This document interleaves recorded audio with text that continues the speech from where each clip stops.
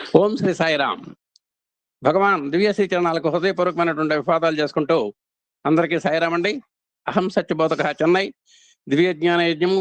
ఈ దివ్య జ్ఞాన యజ్ఞ సుదీర్ఘ రసార్థులైనటువంటి మన ప్రియతములు, ఆప్తులు, ఆత్మీయులు, గౌరవనీయులైన శ్రీ ఎంఎల్ఎన్ గారికి, వారి సత్యమణి శ్రీమతి ఎంవిఎల్ గారికి మన యూనిట్ తరఫున హృదయపూర్వకమైనటువంటి నమస్సమాంజలు సమర్పిస్తున్నాము. అలాగే స్వామి యొక్క దివ్యాశీస్సులతో శ్రీ సత్యసాయి దైనందిన ఆధ్యాత్మిక సత్సంగ వేదికలో భాగంగా ఈరోజు మొట్టమొదటిగా ప్రధాన ఆధ్యాత్మిక సత్సంగం బై శ్రీ ఎంఎల్ఎన్ సార్ గారి ద్వారా ఉంటుంది. నెంబర్ 2వ ఐటమ్ ఆత్మారామంపై మన ఆత్మీయ సోదరిమణి శ్రీమతి రాచకొండ లలిత పాలేశ్వరి గారు సాయిరాం విశాఖపట్నం వారి యొక్క ప్రవచనం ఉంటుంది. అలాగే 3వ అంశంగా శ్రీ సత్యసాయి వాహినిలో ధారావాహిక కార్యక్రమంలో భాగంగా పి కోటేశ్వరరావు ఫ్రమ్ హైదరాబాద్ వారి యొక్క ప్రసంగం ఉంటుంది. ఇవి ఈనాటి యొక్క కార్యక్రమ పరంపర. మొట్టమొదటిగా మన పూజ్యులు, ఆప్తులు, ఆత్మీయులైనటువంటి ఎంఎల్ఎన్ గారికి ప్రత్యేక ఆధ్యాత్మిక సత్సంగం ప్రారంభించవలసిందిగా కోరుతూ ఓం Shri Sairam.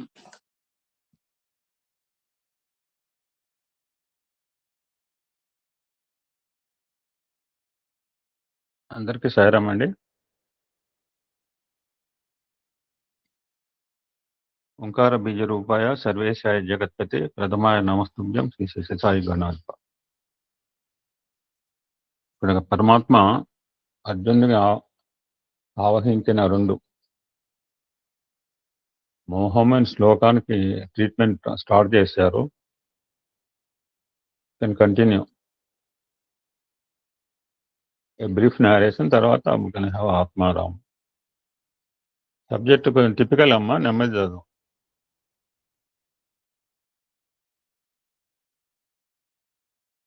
Okay sir. Okay. Continuation of the topic నిన్న మనం మాట్లాడుకున్న తర్వాత అతనికి ఈ మోహము శోకము పోవాలంటే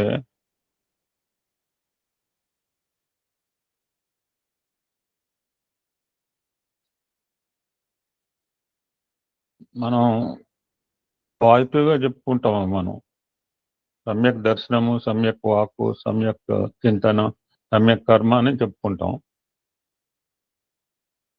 ఇక్కడ స్వామి దాన్ని అలాగా వాటికి ఆపోజిట్గా స్టార్ట్ చేస్తారు. ఈ కాల్డ్ ఇట్ యాజ్ పంచదోషం. మన మాట, మన తిండి, మన వాసన, మన వినికి, మన దృష్టి కంట్రోల్లో ఉండాలి. ఇందాకేమో సమ్యక్ అంటే మంచిది అన్నమాట, మంచినే చూడాలి. See good, be good, do good అంటే సీ నో విల్ చెప్తారు, అలాగే చెప్తారు ఒక సందర్భంగా. అందుకనే స్వామి అంటున్నారు పిల్లలు, కానీ ఎప్పుడు కూడా మీకు దృష్టి దోషం రాకుండా చూసుకుంటూ ఉండమని నేను అప్పుడప్పుడు చాలాసార్లు చెప్పాను అంటుంటారు పిల్లలు. ఎందుకంటే ఏదైనా చూస్తే దాని ఇంప్రింట్ పడుతుంది. మేము కూడా ఇప్పుడు కాలేజీలో చదువుకునేప్పుడు ఆ సినిమా పోస్టర్లు కనిపించేది.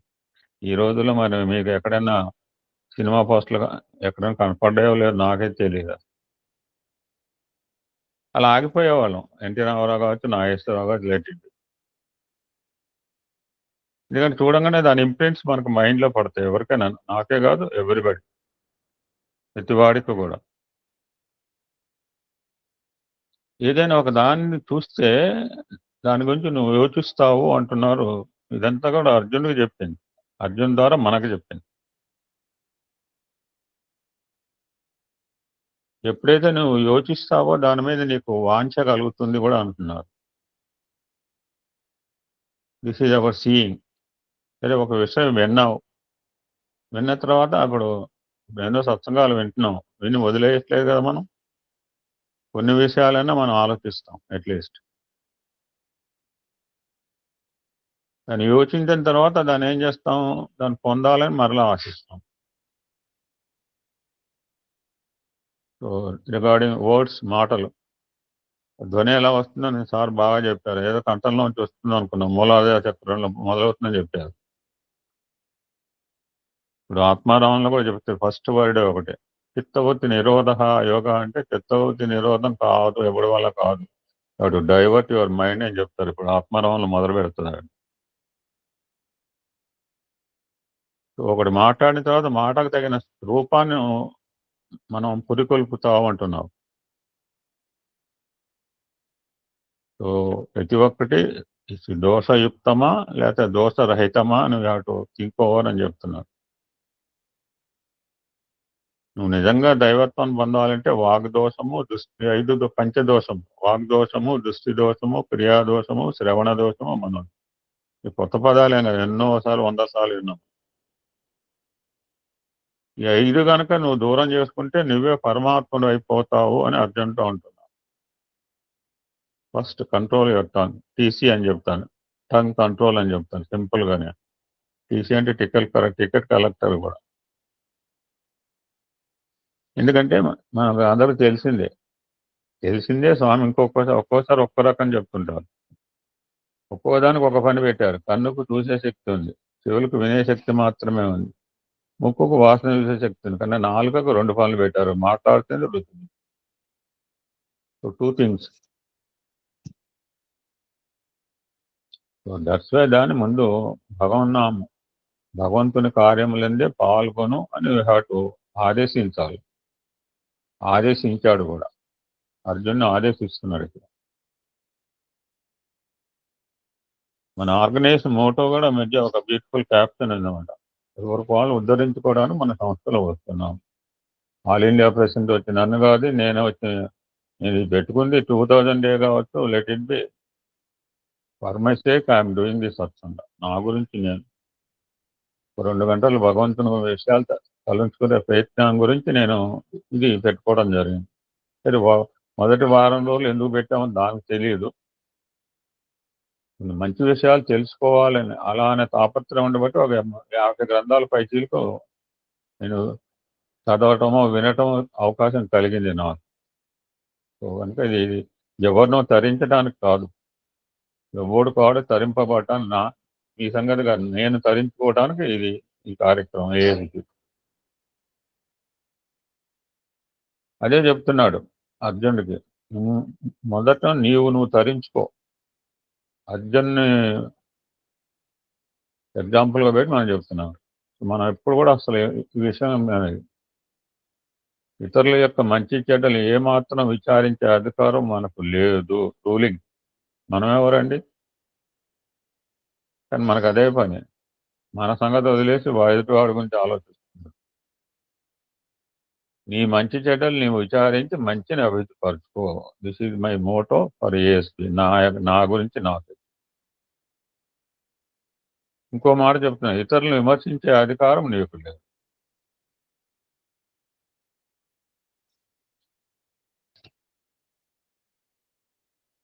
నిన్ను నువ్వే విమర్శించుకోలేని వ్యక్తివి ఇతరులను విమర్శించే అధికారం నీకు ఏ రీతిగా కలుగుతుంది? అందుకని అప్పుడప్పుడు ఉన్నావు. మహనీయుల గురించి మాట్లాడే హక్కు మనకు లేదు, నాకు లేదు. I should not speak about. వాళ్ళు ఎవరైనా మహానుభావులండి వాళ్ళంతా. దట్స్ వై అర్జున మొట్టమొదట నీవు తరించుకో అని లోకానికి హితం చెప్తున్నారు. దెన్ ఓన్లీ ఈ హ్యాడ్ నువ్వు ఇతరులను తరింపజేయడానికి ఎలిజిబిలిటీ వస్తుంది. ఎవరి యందును కూడా చెడ్డ పనులు కానీ చెడ్డ మాటలు కానీ వినియోగించకుండా చూసుకోమంటున్నారు. మంచి మాటలతో భగవత్ చింతన యందు ఒక గానం కావచ్చు, కాలాన్ని సార్థకం కావించుకో. సో ఇవన్నీ చేయటం వల్ల ఏంటంటే నీ యొక్క మంచి పనిముట్లు నీ కంట్రోల్లో ఉండే అవకాశానికి దగ్గరకు వస్తాయి. దానికి 2 మార్గాలు చాలాసార్లు, అభ్యాసం, వైరాగ్యం. It's must needed. ఎప్పుడు వస్తుంది? ఇవన్నీ కూడా శాశ్వతం కాదు అనే భావన వచ్చేప్పుడు వైరాగ్యం పూనుకుంటుంది.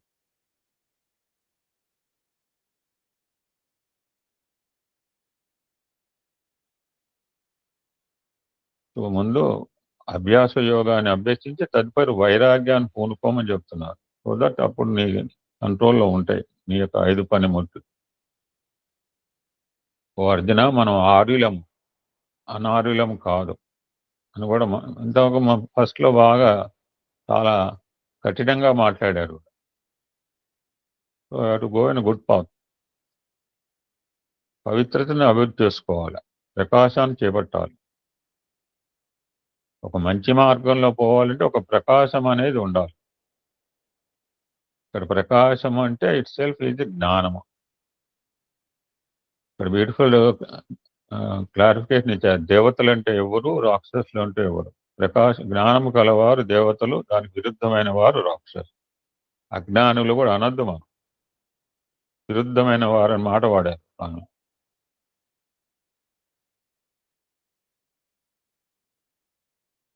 సో దుర్మార్గం కానీ, అపవిత్రం కానీ, అంధకారం కానీ ఆశించరాదు అని చెప్తున్నారు. రాక్షసులు చీకటిని ఆశిస్తారని అని అంటున్నారు స్వామి. ఒక రామాయణంలో ఎగ్జాంపుల్ చెప్తున్నారు, ఇది మనకు తెలిసిందే కానీ ఇక్కడ చెప్పిన విధానం మార్పుంది. అటువంటి చీకటి రాముని దగ్గరకు వచ్చి సంభాషణ జరుగుతోంది.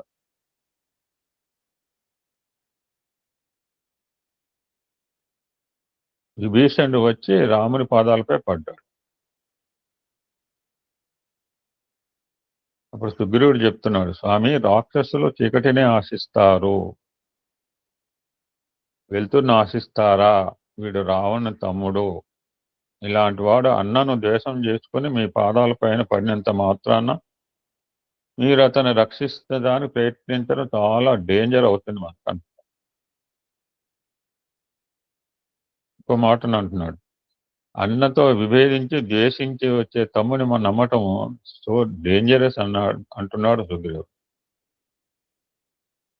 రామచంద్రమూర్తి మంచిగా అప్పుడు రాముడు చిరునవ్వుతో, కోపం కాదు, ఏం సుగ్రీవు ఇట్లా మాట, కోపం వల్ల ఒక చిరునవ్వు చిందిస్తే రాత్రి సంపూర్ణ రామాయణం వేశాడు.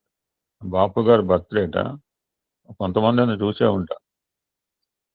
ఇప్పుడు రాముడు చిరునవ్వు నవ్వుతూ, సుగ్రీవ నువ్వు మాత్రం అన్నం దేశం చేసుకోలేదా? ఇందాక ఏమన్నారు, ఎవడు వాడు తరించుకోవటానికి ఇది ఎగ్జాంపుల్. సుగ్రీవ నీవు మాత్రం అన్నను దేశం చేసుకోలేదా? నీ సంగతి నువ్వు ముందు గుర్తుంచుకో, నీ సంగతి నువ్వు చూసుకో.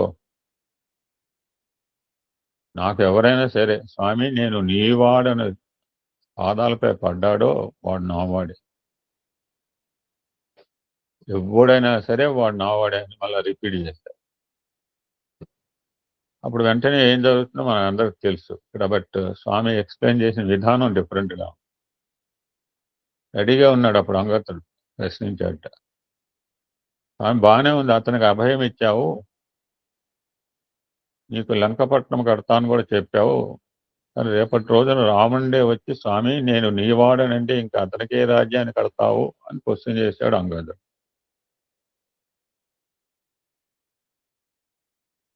ఇక్కడ వాడిన పదం ఇంతమంది నేను ఎప్పుడు వినలేదు. రావణునికే కనుక అంత మంచి బుద్ధి కలిగితే నేను భరతుని చేతబట్టుకుని అడుక్కుని అయోధ్యకి అతని రాజుగా చేస్తానన్నాడు.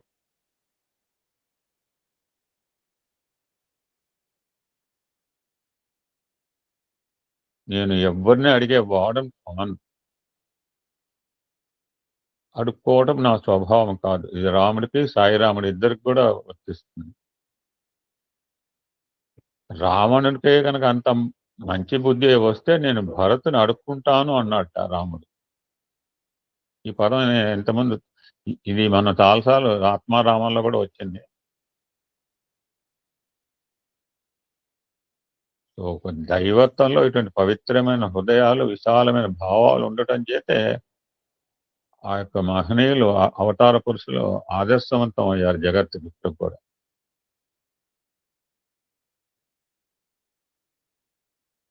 సో యథావతమాల కంక్లూడ్ చేస్తున్నారు స్వామి. సో కంట్రోల్ ఆఫ్ సెన్సెస్ అనేది మూల కారణం. ఇవన్నీ కూడా దైవం యొక్క హస్తంలో ఉంటున్నాయి. ప్రహ్లాద ఏమన్నాడో మనకు తెలుసు కూడా. ఎవడు ఇంద్రియములు వశం చేసుకుంటాడో వాడు ఎట్టి కార్యమైన చేయటానికి సమర్థం. ఈ కెన్ డూ ఎనీథింగ్, చేయలేని పని అంటూ ఉండదు అంటున్నారు. లోకంలో ఒక్క క్షణం లోపల సృష్టిని కూడా చేయగలట అటువంటి వాడు. సూర్యుని కిందకి తీసుకొచ్చాట ల్యాబొరేటరీలో, ఎలా తీసుకొచ్చాడో తెలియదు మనం. ఈ యొక్క హిరణ్యకశిపుడు గురించి చెప్పినప్పుడు చెప్తుంటారు. అంతటి శక్తిమంతుడు.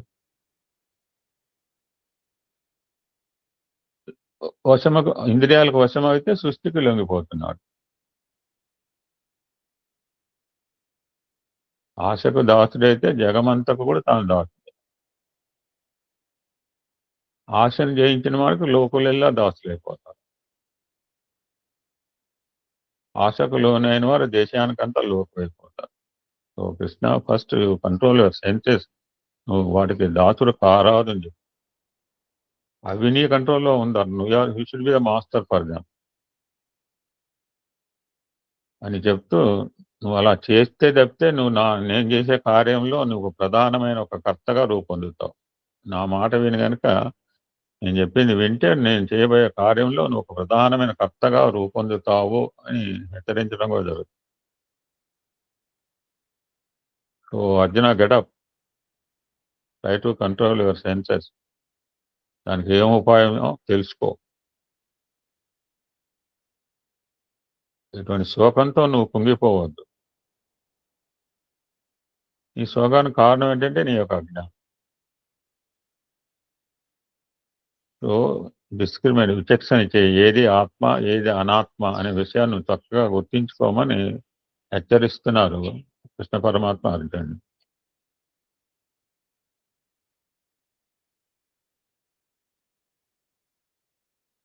ఇంకో మాట చెప్తున్నారు. ఎందుకంటే ఇక్కడ ఆత్మ అనాత్మ అన్నారు అంట. ఎవరైతే ఆత్మస్థితి యందు నిలకలగలిగి కర్మను ఆచరిస్తారో ఆచరించాలి కూడా. అంటే మనం అదే స్వస్వరూప జ్ఞానం అని మనం చెప్పుకున్నాం. 3 aims ఆఫ్ అవర్ ఆర్గనైజేషన్. అలా తెలుసుకోవడానికి వచ్చిన వాళ్ళు మనం చేసే కర్మలు కావచ్చు, చేసే అన్నిలు కూడా బ్యూటిఫుల్గా ఉంటాయి, ఎక్స్ట్రాడినరీగా ఉంటాయి, అద్భుతంగా ఉంటాయి, అమోఘంగా ఉంటాయి.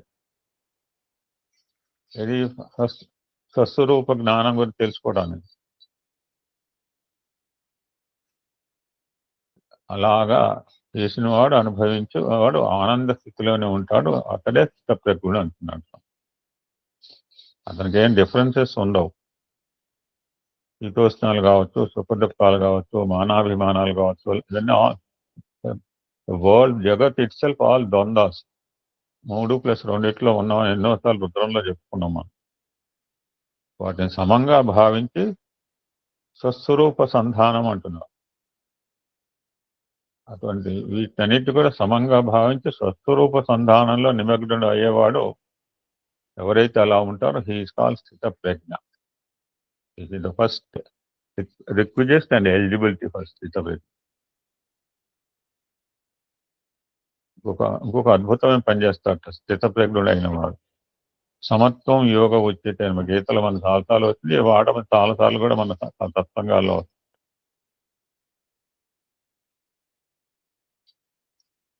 అది స్థిత ప్రజ్ఞ యొక్క స్వభావము అంటున్నాం. సో ఫస్ట్ ఈ యొక్క ఇంద్రియముల యొక్క గుణములు, వాటికి స్వభావాలను నువ్వు గుర్తించు. సో నువ్వు గుర్తిస్తే ఆటోమేటిక్గా you will be eligible for స్థిత ప్రజ్ఞ. మార్గం కూడా సులభం అవుతుంది చెప్పు. ఇందాక అన్నట్టు ఆత్మ దేహాత్మ భావం ఉన్నంత వరకు మానవునికి స్థితి దుర్లభము. Supreme court ruling. ఓ అర్జున, నువ్వు దేహి కానీ దేహం కాదు. నువ్వు ధరించే వాడవే కానీ ధరించబడే వస్త్రం కాదు. నువ్వు నివసించే వాడివే కానీ గృహం కావు. నువ్వు క్షేత్రజ్ఞుడివే అయినను క్షేత్రంగా భావిస్తున్నావు. నువ్వు ఏవైతే సమస్తము శాశ్వతము అని అనుకుంటున్నావో, సమస్తమైన పదార్థాలు, సమస్తమైన భోగములు, ఇవన్నీ కూడా థర్డ్ కాదు. ఈశ్వరుడు, జీవాత్మ, ద్రవ్యములు అవన్నీ కూడా నాట్ పర్మనెంట్. దానివల్ల నీకు ఈ మోహం కావచ్చు, శోకము కావచ్చు వస్తుందని పరమాత్మ అర్జున రూపంలో సమస్త మానవాళికి హితబోధ చేస్తున్నాడు. You can continue the subject later and Jai Sai Ram. Because we are having 2 more satsanga. Shrimati RL పాలేశ్వరి గారు, సాయిరాం, విశాఖపట్నం. సాయిరామ్. సాయిరామ్ అండి. ఓం శ్రీ సాయిరామ్. ఓంకార బీజ రూపాయ సర్వేశాయ జగత్పతే ప్రథమాయ నమస్తుభ్యం శ్రీ సత్యసాయి గణాధిప. సర్వదేవత అతీత స్వరూపులు భగవాన్ శ్రీ సత్యసాయి బాబా వారి దివ్య పాదపద్మములకు అనంతకోటి ప్రణామములు సమర్పించుకుంటూ ఆత్మారామం అనే ఈ పవిత్ర గ్రంథాన్ని 3వసారి నాకు చదవడానికి అనుగ్రహించిన స్వామికి, అవకాశం ఇచ్చిన గురువులకి నా హృదయపూర్వక నమస్కారములండి. మన సాయి కుటుంబ సభ్యులందరికీ ప్రేమపూర్వక హృదయపూర్వక సాయిరాం. మొన్నటి రోజునండి కోటేశ్వరరావు మాస్టర్ గారు షట్చక్రాల గురించి మరియు జ్ఞానంలో తాత్విక ప్రజ్ఞ, లౌకిక ప్రజ్ఞ అనే 2 రకాలు ఉంటాయని, అంతస్తత్వమైన యథార్థ స్వరూపాన్ని నిరూపించేటువంటిదే తాత్విక ప్రజ్ఞని, దాని ప్రతిబింబమైన వస్తు స్వరూపాన్ని ప్రకటింపచేసేటటువంటిదే లౌకిక ప్రజ్ఞ అని, కనుక అంతర్బహిర్ ముఖములందున్న ప్రజ్ఞ ఒక్కటే అనేటువంటిది మనకు స్పష్టం అవుతుంది. అంతవరకు సార్ చెప్పారండి, బాగా అద్భుతంగా వివరించారు. ఆ తర్వాయి భాగాన్ని నేను ఇప్పుడు స్టార్ట్ చేస్తున్నాను. సాయిరాం. కనుకనే ప్రజ్ఞానం బ్రహ్మ అని దీనిని ప్రకటిస్తూ వచ్చారు. ఇట్టి ప్రజ్ఞానతత్వం ప్రతి వ్యక్తి యందు కూడాను ప్రజ్వరిల్లుతూనే ఉంటుంది. అట్టి ఆత్మతత్వమునందు ఇట్టి ప్రజ్ఞానమే లేకుండినా మానవుని ప్రయత్నం ఏ మాత్రము కూడాను సఫలీకృతం కాదు. ఇంద్రియ నిగ్రహము అనగా చిత్తవృత్తిని అరికట్టడం అనేది సాధ్యమైనటువంటి పని కాదు. చిత్తమును మార్చుకొనుటకు ప్రయత్నించడమే ఈనాడు మనము చేయవలసిన ప్రయత్నము. దానిని పెడు మార్గములు పట్టనివ్వక సక్రమమైన మార్గములందు నడిపేటటువంటి ప్రయత్నమే ఈనాడు మనము చేయవలసింది. ఈనాడు ఇంద్రియముల నిగ్రహమునకై చిత్తవృత్తులను అరికట్టుటకు ప్రయత్నము చేసి అపజయము పొంది తన్మూలమున ఆధ్యాత్మిక మార్గమునందే అసంతృప్తి కలిగి నాస్తికత్వములో ప్రవేశించిన వారు లేకపోలేదు. తమ దమ ఉపరతి తితీక్ష శ్రద్ధ సమాధానముల తత్వము లోపల ఇది ఏ మాత్రము కూడాను అర్థం కాదు. అది లౌకికమైనటువంటి సులభమైనటువంటి మార్గముగా మనము విశ్వసిస్తూ వచ్చాము. శమమనగా బహిరింద్రియములను నిగ్రహించటమని, దమమనగా అంతరింద్రియములను అరికట్టటమని మనం చెప్తున్నాము. ఇవి 2 కూడాను కేవలం వాక్యములందు మాత్రమే మనం ఉచ్చరిస్తున్నాము, కానీ ఆచరణ యందు శూన్యము. సక్రమమైన యోగాభ్యాసము ఇప్పుడు మన భారతదేశమునందు కనిపించడం లేదు.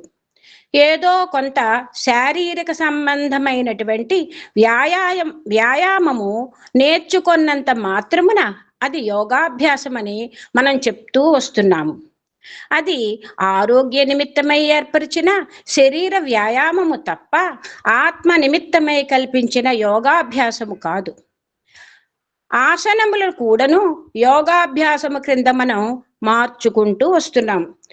ఆసనములు పాంచి భౌతికమైనటువంటి దేహమునకు సంబంధించినవే కానీ ఆత్మకు సంబంధించినవి కావు. దేహమే అశాశ్వతమైనప్పుడు ఈ దేహముతో ఆచరించే క్రియలు ఏ విధంగా శాశ్వతమవుతాయి? దీపము పదార్థములను చూపించినట్టుగా మన ఇంద్రియములన్నీ కూడాను పనిముట్ల వలె ఈ జగత్తును చూపిస్తూ వస్తున్నాయి. చూడపడే పదార్థములు కొంతకాలము మాత్రమే ఉంటున్నాయి, తర్వాత పోతున్నాయి. చూసినటువంటి కన్నులు కూడాను ఒక విధమైన దృశ్యములుగా మారిపోతున్నాయి. ఇంద్రియములను చూచినటువంటి మనస్సు కూడాను ఒక విధమైన దృశ్యంగా మారిపోతోంది. మనస్సును గూర్చి విచారణ చేసే బుద్ధి కూడాను ఒకానొక సమయం లోపల ఒక పనిముట్టు వలె మారిపోతోంది. బుద్ధి బుద్ధి స్వయం ప్రకాశము లేని చంద్రుని వంటిది. ఆత్మ యొక్క ప్రకాశము పడినప్పుడే బుద్ధి అను చంద్రుడు ప్రకాశిస్తున్నాడు. ఆత్మకు అతి సమీపముగా ఉండడం చేతనే బుద్ధి ఇంత ప్రకాశమునకు గురి అయింది. కనుక అన్నిటికీ ఆధారమైనటువంటిది ఆత్మతత్వము. ఇట్టి ఆత్మతత్వాన్ని మనము ప్రేమతత్వముతోనే జయించడానికి, సాధించడానికి, అనుభవించడానికి తగిన ప్రయత్నం చేయాలి. వీణ తంత్రులు ఏ విధంగా స్వరబద్ధమైన వాక్యములు పలికింపచేస్తున్నవో ఈ ప్రాణతంత్రులు కూడాను ఆ విధముగానే ఆత్మతత్వాన్ని ప్రకటింపచేస్తూ వస్తున్నవి. ఈ విధమైన పరిశోధనల యందు మనము ప్రయత్నమును కాలమును కూడా వ్యర్థము గావించడం తప్ప దీనిని సాధించుటకు వీలు కాదు. కారణమేమనగా ఆసనముల వల్ల గాని మూలాధార చక్రము వల్ల గాని పవిత్రమైన యోగ మార్గమును అనుభవించినటువంటి వ్యక్తులు ఈనాడు మనకు చిక్కడం చాలా అపురూపం. కనుక తద్వారా మీరు నేర్చుకోవడం కూడాను చాలా కష్టం. ఈ షట్చక్రముల యందు ఆరితేరిన వ్యక్తులు జగత్తునందు ఈనాడు లేరు. ఒకవేళ ఉండినప్పటికీ వారు తిరిగి ఇతరులకు బోధించడానికి పూనుకోరు. తాము దానిని స్మరించుకొనడి ఆనందములో నిమగ్నములైపోదురు గాని పరులకు చెప్పుటకు వారికి వాక్యములు రావు. దేహము పైన ప్రకటింపబడిన షట్చక్రముల తత్వాన్ని ఆత్మతత్వంగా మార్చునటువంటి శక్తియే ఇచ్ఛాశక్తి. పవిత్రాత్మ స్వరూపులారా, మానవత్వం మనవలెనన్నా దివ్యత్వము ఉద్దీపింపవలనన్నను నీతి నిజాయితీలు అత్యవసరము. త్యాగము మరింత ప్రధానము. జీవితములో నిత్య సత్యముగా ప్రకాశించే సత్యస్వరూపాన్ని కాలానుగుణ్యంగా సమన్వయించుకొని సరిపుచ్చుకునే విధానాన్ని మనం ఈనాడు నేర్చుకోవాలి. అందులోని పదార్థములు మార్చనక్కర్లేదు, పాత్రలు మార్చుటలో తప్పు లేదు. ఈనాడు మనం పాత్రలను మార్చుటకు మాత్రమే ప్రయత్నించాలి గాని పదార్థాలను మార్చుటకు ప్రయత్నించకూడదు. ఉద్రేకములో విజృంభించే ఇంద్రియములను చల్లబరచుటకు ప్రధానమైన ఏకైక మార్గము ఒక్క భక్తి మాత్రమే. అద్వైత దర్శనమే జ్ఞానమని, ఏకత్వమైన దివ్యత్వాన్ని నిరూపించే తత్వమే జ్ఞానమని మనం వింటూ వచ్చాం. కానీ ఎటువంటి జ్ఞాని అయినప్పటికీ కష్ట సుఖములకు తాను బద్ధుడవుతున్నాడు, సుఖ దుఃఖములకు తాను గురైపోతున్నాడు. కష్ట నష్టములను కూడాను తాను బాధపడుతూ ఉన్నాడు. ఎన్ని విధములైన దీక్షను మనం పూనినప్పటికీ ఏదో ఒక సమయము పురస్కరించుకొని మన దీక్షకు భంగం వస్తూ ఉంటుంది. గాంధీ అహింసాతత్వమును జగత్తునకు అనేక రకములుగా ప్రబోధిస్తూ వచ్చాడు. అహింస అనగా మనోవాక్కర్మల యందు కూడాను ఎవ్వరికి హింసను తలపెట్టకుండా ఉండడము అని, దాని అంతరార్థము ఏ విధముగా కూడాను ఇతరుల మనసులను నొప్పింపకూడదు అని దాని అంతరార్థము. అహింసా మార్గమున నా జీవిత పర్యంతము నడుచుకుంటాను అని ప్రతిజ్ఞ చేసినటువంటి వాడు గాంధీ. ఒకానొక సమయమునందు ఒక గోవు మరణించుటకు చాలా బాధపడుచుండగా చూచి దాని దుఃఖమును చూడలేక గాంధీ డాక్టర్తో దానికి ఇంజెక్షన్ ఇచ్చి చంపమన్నాడు. మనము ఒక్కొక్కప్పుడు మన దుఃఖము నివారణ చేసుకునే నిమిత్తమై హింసాతత్వాన్ని కూడా ఉపయోగపెడుతూ వస్తున్నాము. మనం ఈనాడు అహింసాతత్వమును అనుసరించాలనుకుంటే సర్వజీవుల యందు ఉన్న ఏకత్వమును మనము విశ్వసించాలి, అనుభవములో అనగా సాధనలో ఉంచాలి. అప్పుడు ఏకత్వం అనేటువంటిది అహింసగా మారిపోతుంది. ఒక గురువు దగ్గరికి భక్తుడొకడు వచ్చి, స్వామి, నాకేదైనా మంత్రోపదేశం చెయ్యాలి అని ప్రార్థించాడు. గురువు ఓం నమో నారాయణాయ అనే అష్టాక్షరి మంత్రాన్ని అందించి ఇక వెళ్ళి రమ్మన్నాడు. భక్తుడు నమస్కరించి వెళ్ళిపోయాడు. కొంత దూరం వెళ్ళిన ఆ వ్యక్తిని పిలిపించి, గురువు, మంత్రము మాత్రము స్మరించినంత మాత్రమున ప్రయోజనము లేదు, దానికి ఆకారము కూడాను అవసరము. జప సహిత ధ్యానము ఉన్నత స్థాయికి కొనిపోతుంది కనుక విష్ణు స్వరూపాన్ని చింతించుచు నామమును స్మరింపుము అని చెప్పాడు. ఆ వ్యక్తి మరొక మారు నమస్కరించి వెళ్ళిపోయాడు. వెళుచున్న శిష్యుని మరల పిలిచి, నాయనా, విష్ణు స్వరూపాన్ని మాత్రమే చింతించుచు మంత్రము స్మరించాలి, కానీ ఆ సమయంలో కోతో కుక్కో జ్ఞప్తికి వస్తే ఆ స్వరూపాన్ని చింతిస్తూ మంత్రము స్మరించకూడదు. అట్టి రూపములను నీ మనస్సుకే రానివ్వద్దు అని చెప్పాడు. శిష్యుడు ఆ మాట మనసులో పెట్టుకుని ఇంటికి వెడతాడు. వెళ్ళిన వెంటనే చక్కగా స్నానము చేసి ఈనాడు గురువులు అనుగ్రహించిన మంత్రాన్ని నిష్ఠతో సాధించాలనుకుని ధ్యానానికి కూర్చున్నాడు. కూర్చుని కోతి రాకూడదు, కుక్క రాకూడదు, కోతి రాకూడదు, కుక్క రాకూడదు అంటూ ఆ మాటలని మననం చేస్తూ వచ్చాడు. ధ్యానములో కూర్చున్నంతసేపు కూడా కోతి కుక్క స్మరణలో ఉంటున్నాడు గాని విష్ణు చింతన లేదు, నమో నారాయణాయ లేదు. అతడెంత యత్నించినను విష్ణు రూపం మనస్సునకు రావడం లేదు. వచ్చిన కోతి కుక్క రూపములు పోవడం లేదు. అతనికి ఏమీ తోచలేదు. అప్పుడు గురువుగారు ఒక నామం అందించి ఒక రూపాన్ని అందించి పంపియుండును బాగుండేది. తిరిగి పిలిపించి, కోతిని కుక్కని ఎందుకు నాకు జ్ఞాపకం చేశారు? ఇది గురువుగారు చేసిన తప్పే అనుకున్నాడు. రెండవ దినము గురువుగారి దగ్గరికి వెళ్ళి పాదములపై పడి, స్వామి, తాము మొదట అందించిన రూపనామములే నాకు ఎంతో ఆనందము అటువంటివి. మీరు తిరిగి కుక్కను కోతిని జ్ఞాపకం చేయడం చేత నాకు అవే మనస్సునందు చెలరేగుతూ అవే ప్రత్యక్షమవుతూ వస్తున్నాయి అన్నాడు. గురువు, శిష్య, విష్ణు స్వరూపాన్ని నేను ధ్యానించమని చెప్పాను. విష్ణు అనగా ఏమిటి? సర్వవ్యాపకమైన తత్వం. ఆ తత్వం లోపల అన్ని రకములైనటువంటి స్వరూపములు రావచ్చును. ఇందులో తప్పేమీ లేదు. కుక్క వచ్చినప్పటికీ అది విష్ణువు నందు ఒక భాగమే. నక్క వచ్చినప్పటికీ విష్ణు స్వరూపునందు అది ఒక భాగమే. ఈ రకమైన ఏకత్వాన్ని నీవు ప్రయత్నము చేసుకునే నిమిత్తమై నేను ఆ రెండు పేర్లు నీకు జ్ఞాపకం చేశాను. కోతి కుక్క నక్క మొదలైన రూపములన్నయు విష్ణు స్వరూపములందరి భాగములే.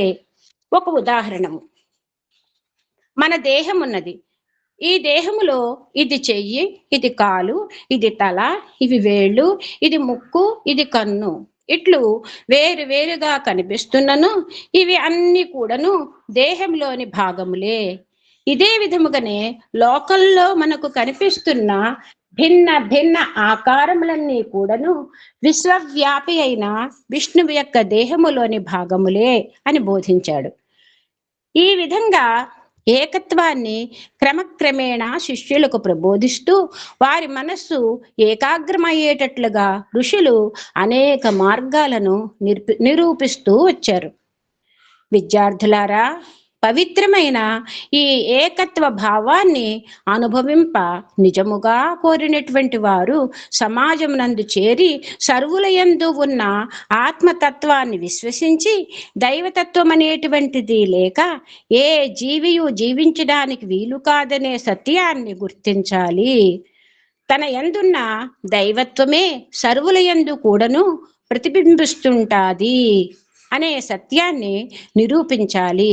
ఇది ఏ రీతిగా సాధ్యమవుతుంది అనే నిరుత్సాహానికి గురి అయి ప్రయత్నానికే పూనుకోకుండా ఉండకూడదు. సాధనమున పనులు సమకూరు ధరలోన చేస్తూ వస్తుంటే తప్పక దానిని మనం సాధించడానికి ఏ మాత్రము అభ్యంతరము ఉండదు. మనము ప్రయత్నపూర్వకంగా కొంత సాధనలు సలపాలి. మనము కాలమును కాలమును అనేక రీతులుగా వ్యర్థం గావిస్తున్నాము. ఈ వ్యర్థము గావించే కాలములో అణుమాత్ర కాలమైన సాధనయందు ప్రవేశపెట్టినప్పుడు ఎంతైనా గాని ఏకత్వాన్ని పొందడంలో ఏ మాత్రము సందేహము ఉండదు. సాధన చేసేవాడు గోడ కట్టే రీతిగా దినదినమునకు పైకి పోతుంటాడు. సాధన చేయని వాడు బావి తవ్వేవాని వలె దినదినానికి క్రిందకి పోతాడు. ఈనాడు మనము సందేహములతో, అనుమానములతో, అనేక రకములైన అపోహలతో క్రమక్రమేణా అధోగతికి దిగజారిపోతున్నాము. చిత్తము పరిశుద్ధముగా లేనప్పుడే ఈ విధమైన అనుమానములకు గురైపోతుంది. అది నిశ్చయముగా పరిశుద్ధమైనదిగా ఉండునప్పుడు ఈ అనుమానములకు అవకాశమే ఉండదు. మీ అనుమానములను, మీ స్థిరత్వాన్ని పురస్కరించుకొని మీ మనస్సు ఏ విధంగా ఉంటున్నది మీకు మీరే నిర్ణయం చేసుకోవచ్చు. మీరు అనుమానములకు, అపోహలకు చోటివ్వక ధైర్య సాహసములతో, విశ్వాసముతో త్యాగమునకు పూని పవిత్రమైన ఆత్మతత్వాన్ని తెలుసుకోవటానికి ప్రయత్నం చేయడం ఎంతైనా అవసరం. కారే రాజులు రాజ్యములు కలుగువే గర్వోన్నతిని చెందరే వారేరి. అనేక మంది రాజులు, అనేక మంది పెద్దలు, అనేక మంది విద్యావంతులు, అనేక మంది అధికారులు అనేకమైనటువంటి ప్రయత్నములంతా చేశారు. ఏం సాధించారు? మనము కూడాను అంతే. క్షణములకు కూడాను ఆయు ప్రమాణము క్షీణించే దేహమును ఆధారముగా చేసుకొని పవిత్రమైన మార్గములో మనము ప్రవేశించకుండినా నిజంగా మనం మానవత్వాన్ని వ్యర్థం గావించినటువంటి వారం అవుతాం. తూలిపోయే ఈ జీవిత తత్వాన్ని గుర్తించక విషయ వాసనలందు ఆరితేరి అనుభవించడానికి ప్రయత్నం చేసి తద్వారా అనేక అన్యాయ, అక్రమ, అనాచారములకు గురి అయి ఆత్మని మరిచిపోవడానికి పూనుకుంటున్నాం. దివ్యాత్మ స్వరూపులారా, చెట్టుపైనున్న ఆకు యొక్క కొసలోనున్న నీటి బిందువు వలె మన దేహము ఏ క్షణములో క్రింద పడిపోతుందో ఎవ్వరూ చెప్పడానికి వీలు కాదు. మన దేహము వెదురు బొంగు వంటిది. బొంగును ఊదినప్పుడు శబ్దం వచ్చినట్లుగా మన దేహము నుంచి అనేక రకములైన శబ్దములు వస్తూ ఉంటవి. బొంగు వలె దేహము కూడాను జడమైనటువంటిదే తప్ప చైతన్యమైనటువంటి తత్వము కాదు. ఏ విషయము లోపల ఆ నీటి బిందు, ఏ నిమిషము లోపల ఆ నీటి బిందువు క్రింద పడునో అప్పుడే ఈ దేహము వెదురు బొంగు వలె తయారవుతుంది. కనుక ఇట్టి సత్యాన్ని గుర్తించి సరి అయిన ఆత్మతత్వాన్ని తెలుసుకొనుటకు యువకులు అత్యవసరంగా పూనుకోవాలి. నిత్య జీవితమునకు సంబంధించి ఉద్యోగమో, పరిశ్రమో అత్యవసరంగా చేసుకోవచ్చును. జీవించి ఉన్నంత వరకు ఆహారం అవసరం.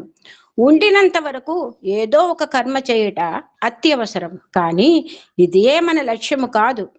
ఎన్నో విధములుగా ప్రోగు చేసినప్పటికీ నీవు ఈ దేహమును విసర్జించి వెళ్ళే సమయములో ఒకటైనా నీ వెంట రాదు.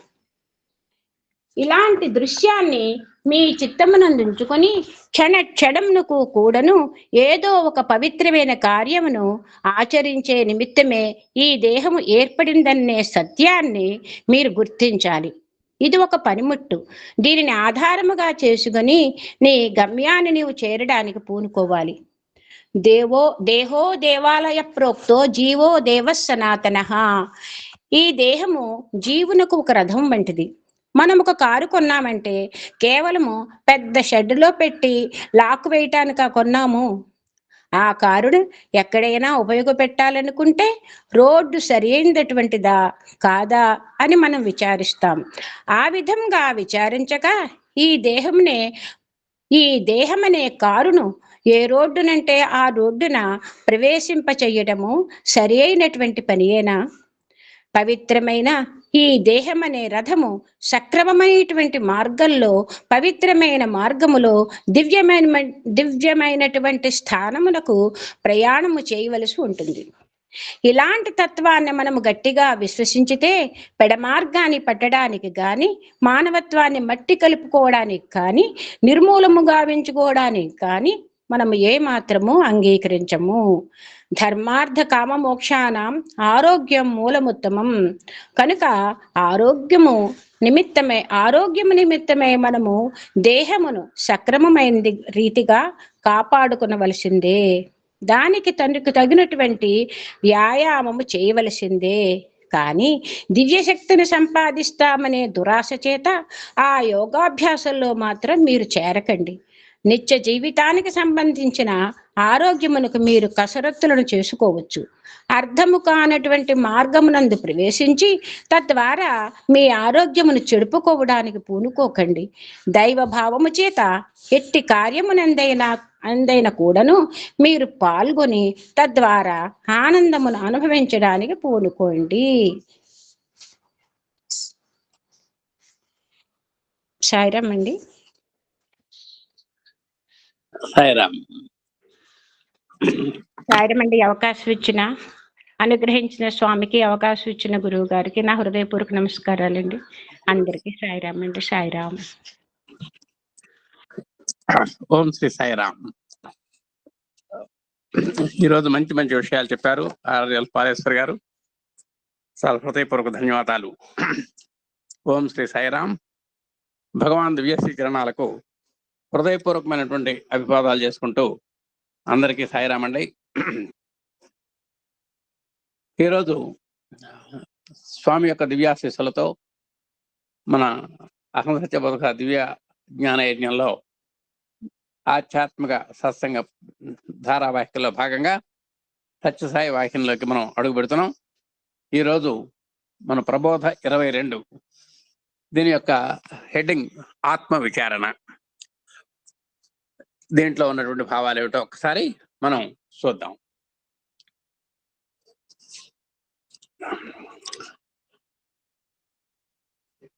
అస్తంగతయా క్షీణయాం అస్యాం జ్ఞానేన రాఘవ. ఈ విద్య క్షయించి నాశనముందినది ఎట్లు కలుగునో, ఎట్లు వృద్ధి నొందెనో, ఎట్లు నశించనో అను అంశమును తెలుసుకొనగలవని వశిష్ఠుల వారు రాఘవనకు తెలిపారు. ఇక్కడ అస్తంగతము అనే ఒక పదం, క్షీణము అనేటువంటి పదం ఒకటి వచ్చిందండి. దీంట్లో మనకు అర్థమవుతుంది ఏంటంటే, ఈ అస్తమించటము ఉదయించటము అనేటువంటిది సూర్యునికి సంబంధించిన విషయాలు. అలాగే క్షీణము వృద్ధి అనేటువంటివి చంద్రునికి సంబంధించినటువంటి విషయాలు. ఎప్పుడు కూడా ఈ అవిద్య, అజ్ఞానము, మాయ అనబడేటువంటిది సూర్యుడిలాగా ఉదయించటం, కొంచెం విచారణ అనంతరం అది తొలగిపోవటం జరుగుతాయి. దీన్ని సూర్యుడు ఉదయించడం గాను, అంటే అవిద్య మనలో కలిగింది అంటే అది సూర్యోదయం లాగా భావించాలి. అది ఎప్పుడైతే విచారణ అనంతరం అది అస్తమిస్తుందో అది సూర్యాస్తమయంగా మనం భావించాలి అని దీని యొక్క ఉద్దేశం. ఇది వశిష్ఠుల వారు చెబుతున్నారు. అలాగే క్షీణ అనే పదం వచ్చింది. వృద్ధి క్షయములు అని ఉన్నాయి చంద్రుడికి. అంటే ఒక 15 రోజుల పాటు శుక్లపక్ష చంద్రుడు ప్రవర్ధమానమవుతూ ఉంటాడు. చిన్న స్థాయి నుంచి పెద్ద స్థాయి వరకు పూర్ణిమ దాకా ఎదుగుతూ ఉంటాడు. దాన్ని వృద్ధి అంటారు. అలాగే బహుళపక్షంలో మళ్ళా మనం పాడ్యమి దగ్గర నుంచి పూర్ణిమ దాకా తగ్గుతూ వస్తుంటాడు. అలాగే అవిద్య కూడా ఆ విధంగా కలగటం, నెమ్మదిగా వృద్ధి చెందటం, నెమ్మదిగా అది కృషించటం, ఇవన్నీ కూడా ఆ విద్యని దాంతో పోల్చారు. సూర్య ఉదయ అస్తమయాలతోటి, చంద్ర వృద్ధి క్షయాలతోటి పోల్చారన్నమాట. ఆ విధంగా అవిద్య మనలో కలుగుతూ ఉంటుందయ్యా, దాని పట్ల మనం అప్రమత్తంగా ఉండాలి ఓ రాఘవ అంటూ వశిష్ఠుల వారు రాముడికి చెప్పారు. ఈ ఉపదేశం అన్నది ఒక రహస్యం ఉన్నది. ఏది? ఈ అవిద్య రహస్యంలో, అవిద్య అనేటువంటి ఉపదేశంలో గొప్పతనం ఉందండి. ఈ ప్రపంచం ఎత్తట నుండి ఏటులో వచ్చినదని యుగములు విచారించినను తేలదు. మనకు లోగడ ఎపిసోడ్లో ప్రశ్న వేశారు, ఈ జగత్ ఎప్పుడు పుట్టింది, ఎలా వచ్చింది? ఇవన్నీ ప్రశ్నలు వచ్చినాయని చెప్పారు. అవన్నీ వద్దాయా, అసలు నీ సంగతి ఏమిటో నువ్వు చూసుకోమని స్వామివారు సెలవు ఇచ్చారు సూక్ష్మంగా. అలాగే ఈ జగత్ ఎట్లా వచ్చింది అనేటువంటిది యుగ యుగాలు, ఒకరోజు కాదు, ఎన్నాళ్ళు ఆలోచించినా ఇది తెలియదు కాదు. ఏ విద్య వలన ఇది ఎచ్చటి నుండి వచ్చి ఉండనదో విచారణ ఫలితం ఉండను, విచారణ ఫలితం ఉండను. కాబట్టి దేని వల్ల వచ్చింది అనేటువంటిది మన మన ఆలోచనకు అందతిది. కానీ జగత్ అట్టి విషయం కాదు. జగత్తు ఎట్లా కలిగిన ప్రశ్న రజ్జు సర్ప భ్రాంతి అందలి సర్పం ఎట్లు ఉద్భవించినది అను ప్రశ్న తుల్యము. కాబట్టి ఒకవేళ ఆ ప్రశ్నకి మనం జవాబు చెప్పదలుచుకుంటే ఈ ప్రపంచం ఎట్లా పుట్టింది, ఎలా పుట్టింది, ఎట్లా పుట్టింది అనేటువంటిది కనుక వస్తే ఇది సర్పరజ్జు భ్రాంతి వంటిది అని మనం దానికి సమానంగా దీన్ని పోల్చుకోవడానికి అవకాశం ఉంది. సర్పము అంటే పాము, రజ్జు అంటే తాడు. ఇప్పుడు మనం ఆ భ్రాంతి ఏమిటో ఒకసారి చూద్దాం. అతడు ఉన్నది తాడు, కానీ దాని నుండి సర్పం ఉద్భవించను. ఇక అసలు నిజంగా అక్కడ ఉన్న తాడేనండి. అజ్ఞానంలో ఉన్నాం మనం, అంటే చీకట్లో ఉన్నామని అర్థం. ఇక్కడ అజ్ఞానం అంటే ఒక తాడు విషయంలో చీకటిని అర్థం చేసుకోవాలి. మనం తర్వాత చెప్పబోయేటువంటి అంశంలో అజ్ఞానం కింద మనం లెక్కేసుకోవాలి. ఆ తాడుని చీకట్లో తొక్కాం, టక్కని మనకు సర్పం గుర్తుకొచ్చింది. అంటే సర్పంలాగా పొడుగ్గా ఉంది ఇది, అలాగే సర్పంలాగా మెత్తగా ఉన్నది, సర్పంలాగా మెలికలు తిరిగి ఉన్నది, తిన్నగా లేదు ఆ తాడు. ఆ విధంగా 3 పోలికల ద్వారా ఆ తాడుని మనం పాము అనుకున్నాం. అంటే ఇప్పుడు ఆ తాడులో నుంచి ఒక పాము అనేటువంటి కొత్త ఊహ మనలో పుట్టింది. అతడు ఉన్న తాడు, కానీ అద్దాని నుండి సర్పం ఉద్భవించను. అద్దాని అనే గుర్తుపెట్టుకోవాలి. అంటే ఆ తాడు నుండి అని, దాని నుండి అని అర్థం చెబుతాం. ఆ తాడు నుంచి సర్పం పుట్టింది. నిజంగా ఉన్న తాడైతే తాడులో ఒక కొత్త దాన్ని సృష్టించాం మనం మన ఊహతో. ఈ సర్పోద్భవ కారణము చూస్తున్నట్టు వాని బుద్ధి అందుగల దోషము. ఇది మన దోషమే, కానీ అక్కడ నిజంగా పామేం లేదు. అనగా భ్రమ లేక అజ్ఞానము కావున సర్ప ఆవిర్భావ కారణము అజ్ఞానము వలన పుట్టినను జవాబు యుక్తి సిద్ధము. కాబట్టి నిజంగా అక్కడ వాస్తవంగా ఉన్నది త్రాడే, కానీ మనం చీకటిలో దాన్ని పాము అనుకున్నాం, అయ్యో పాము అనుకున్నాం. కానీ నిజంగా ఈ సర్పోద్భవ కారణం చూశారు, ఈ అసలు ఎక్కడా లేనటువంటి ఈ పాము యొక్క పుట్టుక అనేటువంటి దానికి కారణం ఇక్కడ కేవలం అజ్ఞానం మాత్రమే. అంటే తాడు విషయంలో కేవలం చీకటి అని చెప్పచ్చు మనం. కానీ ఇది కూడా సమంజసంగానే ఉంది. దేనికంటే అది పొడుగ్గా ఉంది, మెత్తగా ఉంది, మెలికలు తిరిగి ఉంది. కాబట్టి మన ఊహలో తప్పేం లేదు, ఇది కూడా కరెక్ట్ గానే ఉంది. అట్లనే తాడు స్థానంలో ఉన్నది బ్రహ్మము. ఇప్పుడు మనం ఏం చేయాలి? ఆ తాడుని కాస్త బ్రహ్మము అనుకోవాలి. పాము స్థానమున ఉన్నది జగత్తు. ఇప్పుడు త్రాడును తూచి పాము అనుకున్నాం మనం. ఇప్పుడు మన బాబా గారు ఏం చేస్తున్నారంటే ఆ తాడుని కాసేపు బ్రహ్మము అనుకోండి, పామును జగత్తు అనుకోండి. మనం తాడుని చీకట్లో పాము అనుకున్నాము. ఇక్కడ మనం బ్రహ్మాన్ని అజ్ఞానంలో, అక్కడ అజ్ఞానమే, ఇక్కడ అజ్ఞానమే. అక్కడ తాడు విషయంలో అజ్ఞానం అంటే చీకటి, ఇక్కడ అజ్ఞానం అంటే ఒక రకంగా తెలివి తక్కువ అని చెప్పుకోండి. అజ్ఞానం అంటే మాయ. కాబట్టి ఈ త్రాడు అనేటువంటి బ్రహ్మాన్ని అజ్ఞానం వల్ల మనం ఏమనుకున్నామంటే జగత్ అనుకున్నాం. బ్రహ్మ సత్యం, జగన్మిథ్య అంటున్నాం ఒక పక్క. ఒకటేమో బ్రహ్మము శాశ్వతమైనటువంటిది, జగత్తు అంటే పుట్టిపోయేది. కాబట్టి దానికి దీనికి లింకు పెడుతున్నాం మనం. అంటే ఇందాక ఆ తాడులో పామును ఆరోపించినట్టుగా. కాబట్టి ఆ తాడుని బ్రహ్మం అనుకోవాలి, మరి ఆ తాడునేమో బ్రహ్మం అనుకోవాలి, పామునేమో జగత్ అనుకోవాలి.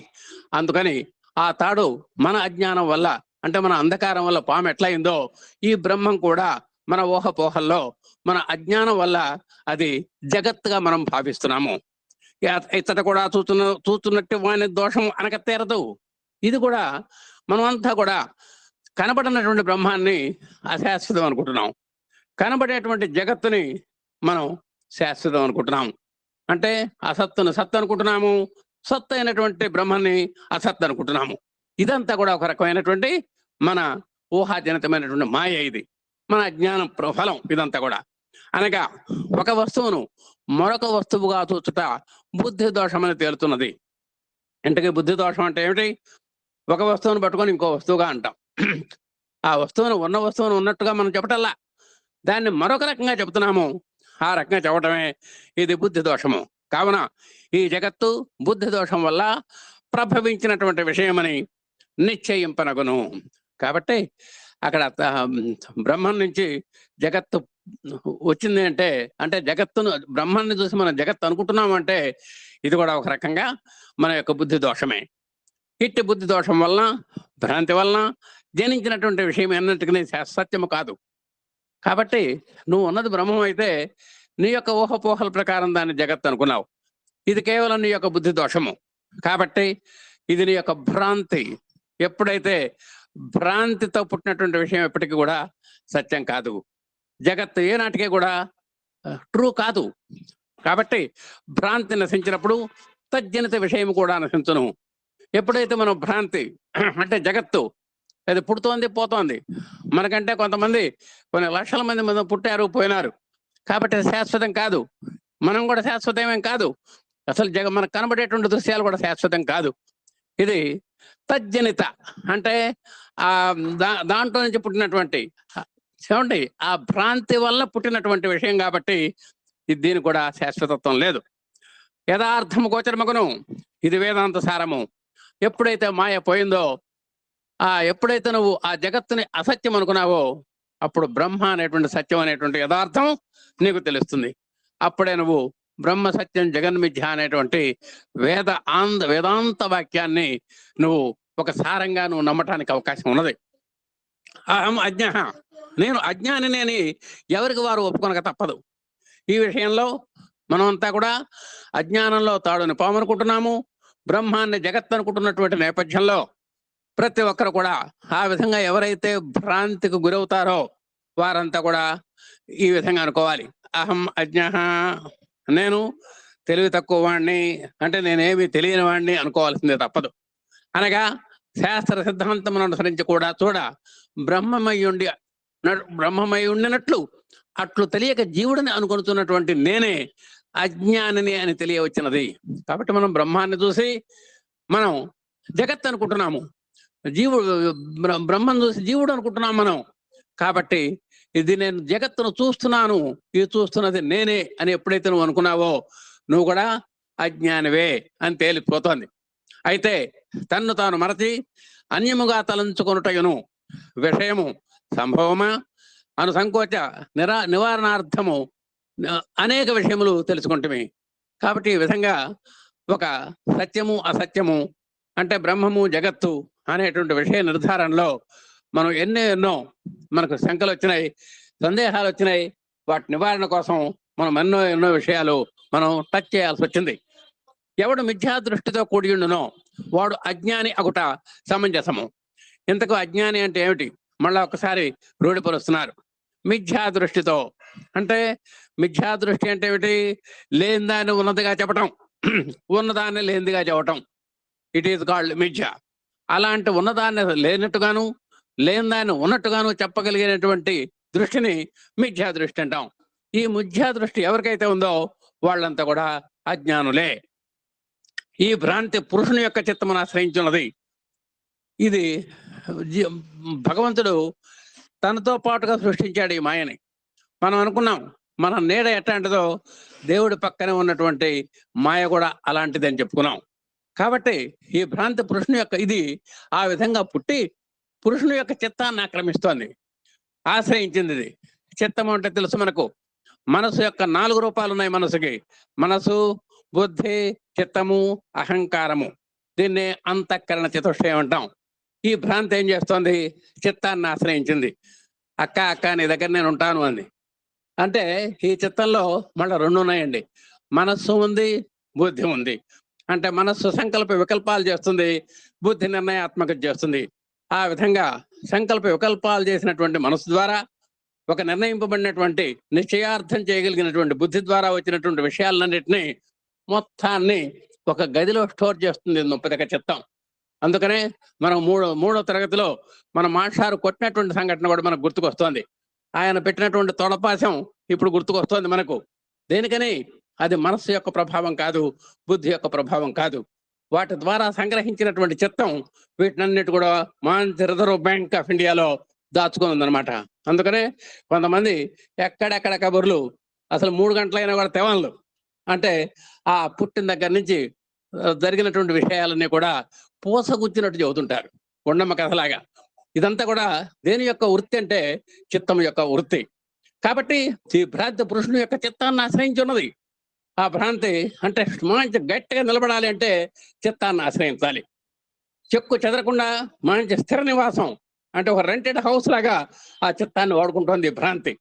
దానివల్ల తన నిజస్వరూపమును విస్మరించి, అనగా ఆనంద స్వరూపమును మరచి, జీవునిగా భ్రమించి సుఖము అన్యము కలదని సంసారమున పడి పరిభ్రమించుతున్న దాన్ని గురించి ఆత్మను వెతకి తెలుసుకొని ధన్యుడు కమ్మని శృతి బోధిస్తోంది. ఈ విధంగా ఎప్పుడైతే చిత్తంలో ఈ భ్రాంతి సుస్థిరమైనటువంటి స్థానాన్ని ఆక్రమించుకుందో మనం నిజ స్వరూపాన్ని విస్మరిస్తున్నాం. నువ్వే ఆనంద స్వరూపుడు అయ్యా అని స్వామి చెప్పినా సరే నేను ఆనంద స్వరూపుడిని కాను అనేటువంటి విషయంలో భ్రమిస్తున్నాం. మనం సుఖం ఎక్కడెక్కడో ఉందని, మనం ఏ సంసారంలో అయితే సుఖం లేదో ఆ సంసారంలో సుఖం ఉందని మనం పరుగులు తీస్తున్నాం. వివాహాలు చేసుకున్నాం, పిల్లల్ని కన్నాం, ఆ సంసార కోపంలో పడి రకరకాల కష్టాలతోటి, నష్టాలతోటి, దుఃఖాలతోటి, ఇడుములతోటి, కలతలతోటి, నలతలతో మనం పరిభ్రమిస్తున్నాం. ఇదంతా కూడా చూస్తే మనం అసలైనటువంటి ఆత్మను వదిలిపెట్టి మనం పరిభ్రమిస్తున్నాం. కాబట్టి శృతి ఏం చెబుతోంది? ఆత్మను వెతకి తెలుసుకొని ధన్యుడవు కమ్ము అని శృతి బోధించుతున్నది. కాబట్టి నాయన, ఓ సంసారి, ఓ బాటసారి, నువ్వు ఆత్మను వెతుక్కోవాలయ్యా. కాబట్టి నీ యొక్క చిత్తాన్ని కొంచెం యోగ చిత్తవృత్తి నిరోధక, యోగ చిత్తవృత్తి నిరోధక అని చెప్పావు నిన్న. అలాంటి చిత్తాన్ని యూ హ్యావ్ టు కంట్రోల్. నువ్వు కంట్రోల్లో పెట్టుకొని నువ్వు కాస్త భ్రాంతిని పక్కన పెట్టి నువ్వు ఆత్మను వెతుక్కునేటువంటి ప్రయత్నం చేయాలి, ఆత్మ సాక్షాత్కారాన్ని పొందేటువంటి ప్రయత్నం చేయాలి అని మరి మనకు వేదాలు చక్కగా చెబుతున్నాయి. అద్వైత ప్రబోధము నిజముగా అజ్ఞానము అనేటువంటి ఒక వస్తువు కలదని రుజువు చేసి నిరాకరించడానికి ప్రవర్తించడం లేదు. అద్వైతం కూడా అదే చెప్తోంది. ఏకమేవ అక్షరం బ్రహ్మ అంటుంది, ఏకమేవ అద్వితీయం బ్రహ్మ అంటోంది. అంటే ఎంతో మంది లేరండి బ్రహ్మలు, ఒకే బ్రహ్మ అంటే పరమాత్మ ఒక్కడే అనేటువంటి చెబుతోంది అద్వైతం. అద్వైతం అంటే రెండు, అద్వైతం అంటే ఒకటే. అంటే జీవుడు దేవుడు ఒక్కడే అని నిరూపిస్తోంది. కాబట్టి అలాంటి దాంట్లో కూడా మనం ఈ వస్తువు కలదనేటువంటి మన దాంట్లో మనం అక్కడ గట్టితనం లేదు. ఇక్కడ రెండు భావనలు ఉన్నాయి. నాకు సుఖము లేదు, ఇది కావలేను, దానిని నేను సాధింపవలేను, అనుభవింపవలేను అన్నట్టుదే బుద్ధి యొక్క జీవత్వం. ఎప్పుడు కూడా బుద్ధి అనుకుంటుంది నాకు సుఖం లేదు, నాకు శాంతి కావాలి అంటుంది. అలాగే నేను అది సాధించాలి, ఇది సాధించాలని ఏవేవో ఆలోచనలు చేసేటువంటి తత్వాన్ని జీవత్వము అంటారండి. అలాగే ఇంకోటి ఏంటంటే, ఇంకో భావన, ఇట్టి బుద్ధినే అజ్ఞానం అందరు. కావున జీవత్వము నశించవలనన్నా ఇట్టి బుద్ధి నేను సుఖస్వరూపుడను, అప్రకాముడను అని తెలివిగా పరిణమించవలేను. సాధ్యం. స్వామి చెబుతున్నారు, దివ్యాత్మ స్వరూపులారా అంటున్నారు. నువ్వు దివ్యాత్ముడవయ్యా అంటే నేను సుఖ స్వరూపుణ్ణి. సుఖం కోసం నేను ఎత్తుక్కోవటం ఏంటి? నేనే సుఖ స్వరూపుణ్ణి అయితే అనేటువంటి స్పృహ రావాలి మనకు. నేను అప్రకాముడను.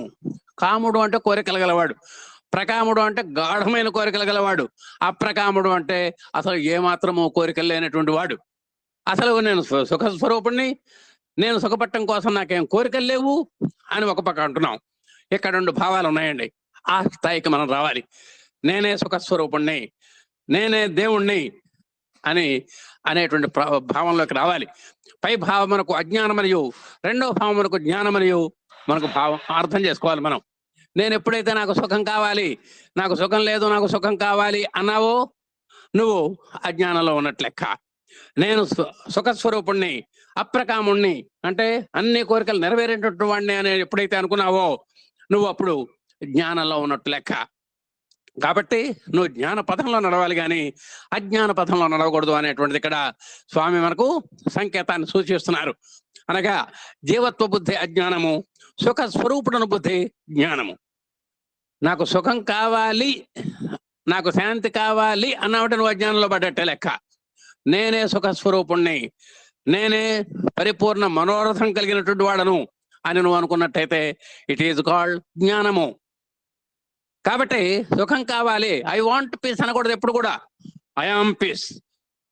నాకు దేవుణ్ణి వెతుకుతున్నాను అనకూడదు, ఐఆమ్ గాడ్ అనగలగాలి. అలిగితేనే అది జ్ఞానం అన్నమాట. కనుక అనగా జీవత్వ బుద్ధి అజ్ఞానము, సుఖ స్వరూపుడను అనేటువంటి బుద్ధి జ్ఞానము. కాబట్టి లేని చిక్కులు నెత్తిపై వేసుకొని గిలగిల తన్నుకుంటూ చస్తూ పుడుతూ బంధంలో ఉంటుందని తన్నుకొనుచు ఉన్న జీవుని అట్టి అజ్ఞానము నుండి తొలగించుటకు నీవొట్లు అనుకొనుటయే అజ్ఞానము సుమా.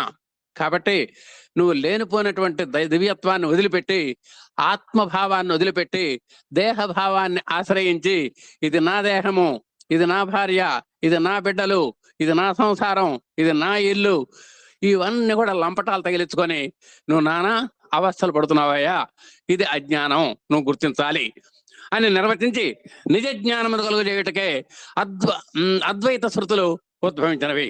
కాబట్టి నీవు బ్రహ్మ వేరు కాదు, జీవుడు దేవుడు వేరు కాదు. ఆ దేవుడి నుంచి జీవుడు వచ్చాడు కాబట్టి జీవుడు కూడా దేవుడే అనేటువంటి అద్వైత సిద్ధాంత శృతి వాక్యాలని మనం గుర్తు తెచ్చుకోవాలి. బందీకృతులమని అనుకున్నప్పుడు మనమే అజ్ఞానులము. కర్మానుబంధైన మనుష్యులకే మనమంతా కూడా కర్మలకు బందీలైనాం, రకరకాల లంపటాల్లో ఇరుక్కున్నాం. ఇదే శాశ్వతం అనుకుంటున్నాం, ఇదే పర్మనెంట్ అనుకుంటున్నాం. ఆ అసత్తును పట్టుకొని సత్తు అని ఎప్పుడైతే మనం అనుకోవటం మొదలు పెట్టామో ఇక ఈ అజ్ఞానంలో మనం కొట్టుమిట్టాడుతున్నట్టే లెక్క. యథార్థంగా మనము దేని వలన సృజింపబడలేదు, మనల్ని ఎవరు సృజించలేదు, కించిజ్ఞునిగా చేయబడలేదు. అంటే కొంచెం తెలిసినటువంటి వాడిగా, కించిజ్ఞుడు అంటే కొద్దిగా తెలిసినటువంటి వాడు, సర్వజ్ఞుడు అంటే అంతా తెలిసినటువంటి వాడు. మన పరమాత్మ సర్వజ్ఞుడు, మనం అంతా కూడా కించిజ్ఞులము. అంటే మనకెంతో తెలుసు అనుకుంటాం, కానీ మనకు తెలిసింది సముద్రంలో ఒక సింధువులో బిందువు అంతా అనేటువంటి భావన మనకు మరి ఉంది. ఈ జగత్తు ఒకటి కలదని, ఇందులో భోగ్య జాతములలో మరి వేరొకటి కలదని, నేనొకడనని, నేను జనన మరణాదులు సుఖ దుఃఖాదులు కలవాడను అనుకొనుటే అజ్ఞానము. కాబట్టి మనం దేవుడి యొక్క భావన వదిలేసాం, దివ్యత్వ భావన వదిలేసాం. నేనే జీవుడిని అంటున్నాం, నేనే సంసారాన్ని అంటున్నాం, సంసారం అంటున్నాం, ఈ పిల్లలు అంటున్నాం, వీళ్ళంతా అంటున్నాం, ఈ బిల్డింగ్లన్నీ నావే అని అంటున్నాం, ఈ కంపెనీ అంతా నాదే అని అంటున్నాం, ఈ 2000 ఉద్యోగస్తులకి నేనే అధినేత అనుకుంటున్నాం. ఈ విధంగా కొట్టుమిట్టాడుతూ జనన మరణాదులు ఉన్నాయని లెక్కేసుకుంటూ, సుఖ దుఃఖాదులు కూడా నాకే, ప్రపంచంలో ఎవరికే లేవు, నేనే దుఃఖాన్ని అనుభవిస్తున్నావు అనేటువంటి ఒక అపవిత్రమైన భావనతో నువ్వు ఉంటున్నావు. కాబట్టి ఎంతకంటే అజ్ఞానం ఏముంటుంది? ఎట్లు తలుచుకొనినా అట్ల గుదము. నువ్వు యద్భావం తద్భవతి అంటుంటారు అప్పుడప్పుడు. నువ్వు ఏ విధంగా అనుకుంటావో అలాగే జరుగుతూ ఉంటుంది. నువ్వు అజ్ఞానివి అనుకుంటే నువ్వు నిజంగా అజ్ఞానివే, నువ్వు జ్ఞానివి అనుకుంటే నిజంగా జ్ఞానివే. అంటే ఆ మాయలో నుంచి నువ్వు ఎప్పుడో బయటపడేదాకా ఈ పరిస్థితి తప్పదు. అందుకని నేను జ్ఞానిని కావాలి అంటే నువ్వు దేహ భావన వదిలి ఆత్మభావంలోకి నువ్వు అడుగు పెట్టాలి. ఈ విధముగానే మానవుడు తనకు తానే అజ్ఞానమును నిర్మించుకొనుతున్నాడు. ఎవరో వచ్చి నిన్నే ఉద్ధరించట్లా. ఉద్ధరేదాత్మనాత్మానం నాత్మానం అవసాదయేత్ అంది భగవద్గీత. ఏమయ్యా, నువ్వు పరీక్ష పాస్ కావాలంటే నువ్వు చదవాలి, నీకు వివాహం కావాలంటే నువ్వు పెళ్లి చేసుకోవాలి, నువ్వు జ్ఞానవంతుడివి కావాలంటే నువ్వు స్వయంగా నువ్వు జ్ఞానివి కావాలి. అంతేగాని ఆయన ఎవరో చదివితే నీకు జ్ఞానం రాదు, ఆయన ఎవరో వివాహం చేసుకుంటే నువ్వు సంసారివి కావు. కాబట్టి ఉద్ధరేదాత్మనాత్మానం, నీకు నీవుగా కృషి చేయాలి. నీ యొక్క అభివృద్ధి పదంలో ఆ సోపాన మార్గంలో నువ్వు నెమ్మదిగా మెట్లెక్కాలి అనేటువంటిది గుర్తు చేస్తున్నారు. కాబట్టి నువ్వు ఇవంతా కూడా జ్ఞానం నువ్వు నిర్మించుకుంటున్నావు. ఆ విధంగా అట్లా పొందటానికి ఆధ్యాత్మిక దృష్టి, శ్రద్ధాభక్తి, ఈశ్వరానుగ్రహములు ఉండటే కారణము.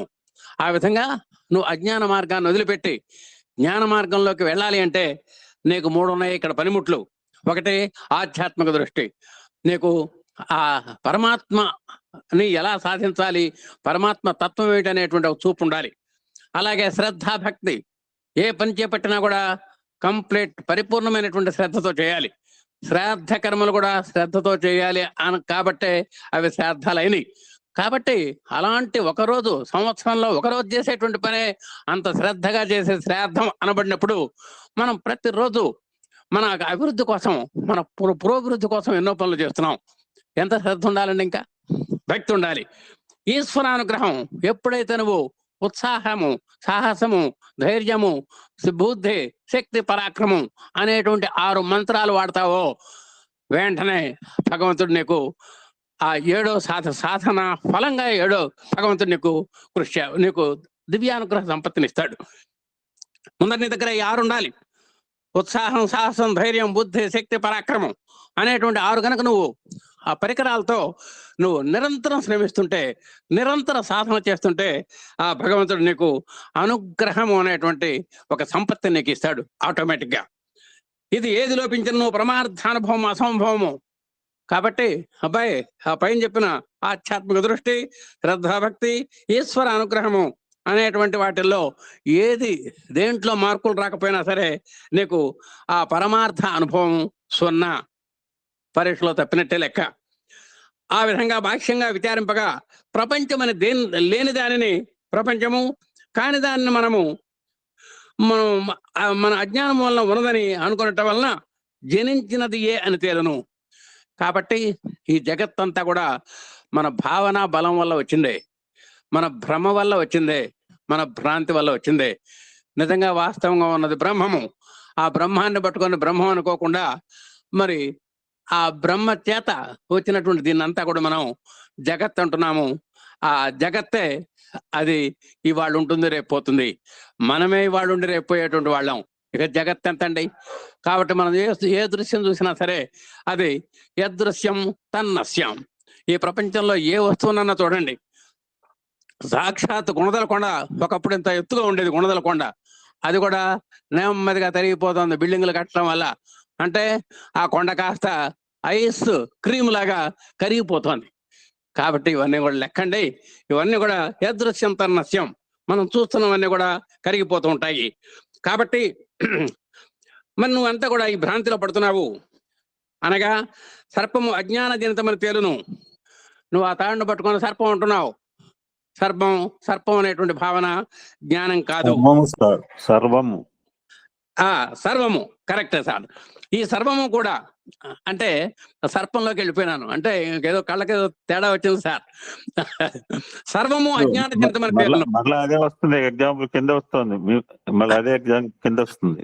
అవును సార్. ఇప్పుడు మనం ఆలోచన చేసేటువంటి ఆలోచన అంతా కూడా అంటే ఏదైతే బ్రహ్మం కాదని మనం జగత్ అనుకున్నామో ఆ జగత్ సంబంధమైనటువంటి భావనలన్నీ కూడా ఆ సర్వం అజ్ఞాన జనితమని తేలును. ఇవి ఒకలా అజ్ఞానం నుంచి వచ్చినవే. కావున ఇంతటి బ్రహ్మాండము చివరకు నేను అనుకొనక పోవుటలో ఆధారపడి ఉన్నదన్నమాట. చాలా చిత్రముగా ఉన్నది. కాబట్టి అంతటి బ్రహ్మాండాన్ని పట్టుకొని కాసేపు నేను అనుకుంటున్నాము. అజ్ఞానం తొలగిన తర్వాత నేను కాదు అనుకుంటున్నాము. ఈ విధంగా మనం కాసేపు జ్ఞానంలోనూ కాసేపు అజ్ఞానంలోనూ కొట్టుమిట్టాడుతున్నాము అని చెబుతున్నారు స్వామి. ఎప్పుడైనా సరే అజ్ఞానంగా ఉండదు. ఎప్పుడైతే జ్ఞానోదయం అయిందో అజ్ఞానం పటాపంచలైపోతుంది. ఎప్పుడైతే వెలుగు వచ్చిందో చీకటి అక్కడ ఒక్క త్రుటిలో అంత గాఢాంధకారమైనటువంటి చీకటి కూడా ఎటు పోయిందో, ఎక్కడ దాక్కుందో కూడా మనకు తెలియదు అనమాట. అంటే ఆ జ్ఞానోదయం వల్ల అజ్ఞానం అలా పోతుంది. కాబట్టి కాసేపు బ్రహ్మాన్ని పట్టుకొని మనం కాసేపు ఎస్ అని కాసేపు నో అని మనం కొట్టుమిట్టాడుతున్నాం. సృష్టి మనము కలదు అనుకునటం వలన కలిగి, లేదు అనుకునటం వలన నశించగలదని నిర్వచించగలిగినందున నీవు అనుకునుట అను విషయమును లోతుగా తరచి చూడవలసి వచ్చినది. కాబట్టి ఈ సృష్టి ఉన్నది. కాసేపు మనం సృష్టి ఉంది అనుకుంటున్నాం. అంటే జగత్తే ఎప్పుడైతే సృష్టికర్త నుంచి వచ్చిన దాన్నంతా కూడా సృష్టి అంటాం. అంటే ఒక మాటలో చెప్పాలంటే జగత్. ఆ జగత్ కాసేపు ఉంది అనుకుంటున్నాం, కాసేపు లేదు అనుకుంటున్నాము. ఈ ఉంది అనుకోవటము, లేదు అనుకోవటం కూడా మనకు జరుగుతుంది. కాబట్టి ఈ ఉండటంలో ఉన్న విచిత్రం ఏంటి, లేదు అంటంలో విచిత్రం ఏంటి అనేటువంటిది అంటే కాసేపు ఉందనేటువంటి భావన కలుగుతోంది, కాసేపు లేదనేటువంటి భావన కలుగుతోంది. ఈ రెండిట్లో మనం కొట్టుమిట్టాడుతున్నటువంటి నేపథ్యంలో ఈ విషయంలో ఈ భ్రాంతి జన్యమైనటువంటి భావంలో మనం జాగరూకత వహించవలసి ఉంటుంది. ఇట్లు కలదనుటలో ఒక వస్తువు యొక్క ఉనికి కలిగి లేదని అనుకొనుటతో అట్టి వస్తువు పోవుట మన అనుభవములో ఎచ్చట్నైనా కలదా? నిజంగా ఇది మన యొక్క అజ్ఞానం. కానీ ఆ జగత్తు కాసేపు ఉందంటున్నాం, కాసేపు లేదంటున్నాం. ఈ విధమైనటువంటి మనం అజ్ఞానం ఎంత ప్రగాఢంగా మనలో ప్రబలిపోతుందో చూసుకోండి. ఇది ఎక్కడా లేదుగా. అసలు ఉన్నది అంటే ఉన్నది, లేదు అంటే లేదు. ఈ ఉండటం ఏమిటి, లేకపోవటం ఏమిటి, కాసేపు ఉండటం ఏంటి, కాసేపు లేకపోవటం ఏంటి అనే దాంట్లో ఏదో ఒక విచిత్రాలు ఉన్నాయి. నువ్వు దాన్ని జాగ్రత్తగా గమనించాలి అని స్వామివారు చెబుతున్నారు. ఊహా ప్రపంచం యొక్క విహారమా అంటే నువ్వు రకరకాల ఊహల్లో తేలుతున్నావు, ఓహలాడుతున్నావు. అలాంటి ఊహల యొక్క ప్రభావం అయి ఉండొచ్చు ఇది అని విచారించిన ఒక్క చోట అసత్యం కూడా రుజువుతున్నది. కాబట్టి నువ్వు ఏదైనా సరే నీ యొక్క అజ్ఞానం వల్ల ఇది జరుగుతోంది అనేటువంటిది ఇక్కడ మనకు రూఢి అవుతోంది అని స్వామివారు చెబుతున్నారు. త్రాటిని చీకటిలో తోచి పొరపాటున అజ్ఞానం వలన పామని అనుకొనుట తటస్థించిన ఎడల తాటి స్థానమున పాము సృజింపబడి విలసిల్లుతున్నది. మళ్ళా కాస్త మొదటికి వచ్చాం. మళ్ళా తాడు సర్పరజ్జు భ్రాంతిలోకి వచ్చాం. అక్కడ తాడు ఉన్నది, నువ్వు పొరపాటున పాము అనుకున్నావు. నిజంగా అంటే ఉన్నటువంటి తాడును వదిలిపెట్టి ఆల్రెడీ సృష్టింపబడి ఉన్నటువంటి పదార్థమైనటువంటి తాడును వదిలిపెట్టి ఎక్కడా సృష్టింపబడినటువంటి ఊహాజనితమైనటువంటి ఒక పాముని నువ్వు ఊహించుకుంటున్నావు. అంటే నిజంగా ఒక త్రాడు అనేటువంటి భావనలో నుంచి పాము అనేటువంటి భావన నీలో కలుగుతోంది. కారణాంతరమున యథార్థము గోచరించినప్పుడు ఇది పాము కాదు త్రాడు అని అనుకొనుటతో ఇది వరకు పాము అని అనుకొనటం వలన పాముగాను, కాదని అనుకొనటం వల్ల త్రాడుగాను సృజింపబడుతున్నది. ఇందాక ఉంది లేదు అని మనం మదనపడ్డాం. ఏమిటా మదన అంటే ఇప్పుడు నిజంగా త్రాడును చూచామండి. ఆ త్రాడును చూడంగానే కారణాంతరాల వల్ల మనం యథార్థం గోచరించింది మనకు. అప్పుడు ఏమనుకున్నావు? పాము కాదు త్రాడు అనుకుంటున్నాం. ఇదివరకు ఏమనుకున్నాము? పాము అని అనుకున్నాం ఇందాక. అంటే త్రాడు అని సత్య నిరూపణ జరిగేదాకా పాము అనుకున్నాం. ఎప్పుడైతే సత్య నిరూపణ జరిగిందో ఇది పాము కాదు తాడు అనుకున్నాం.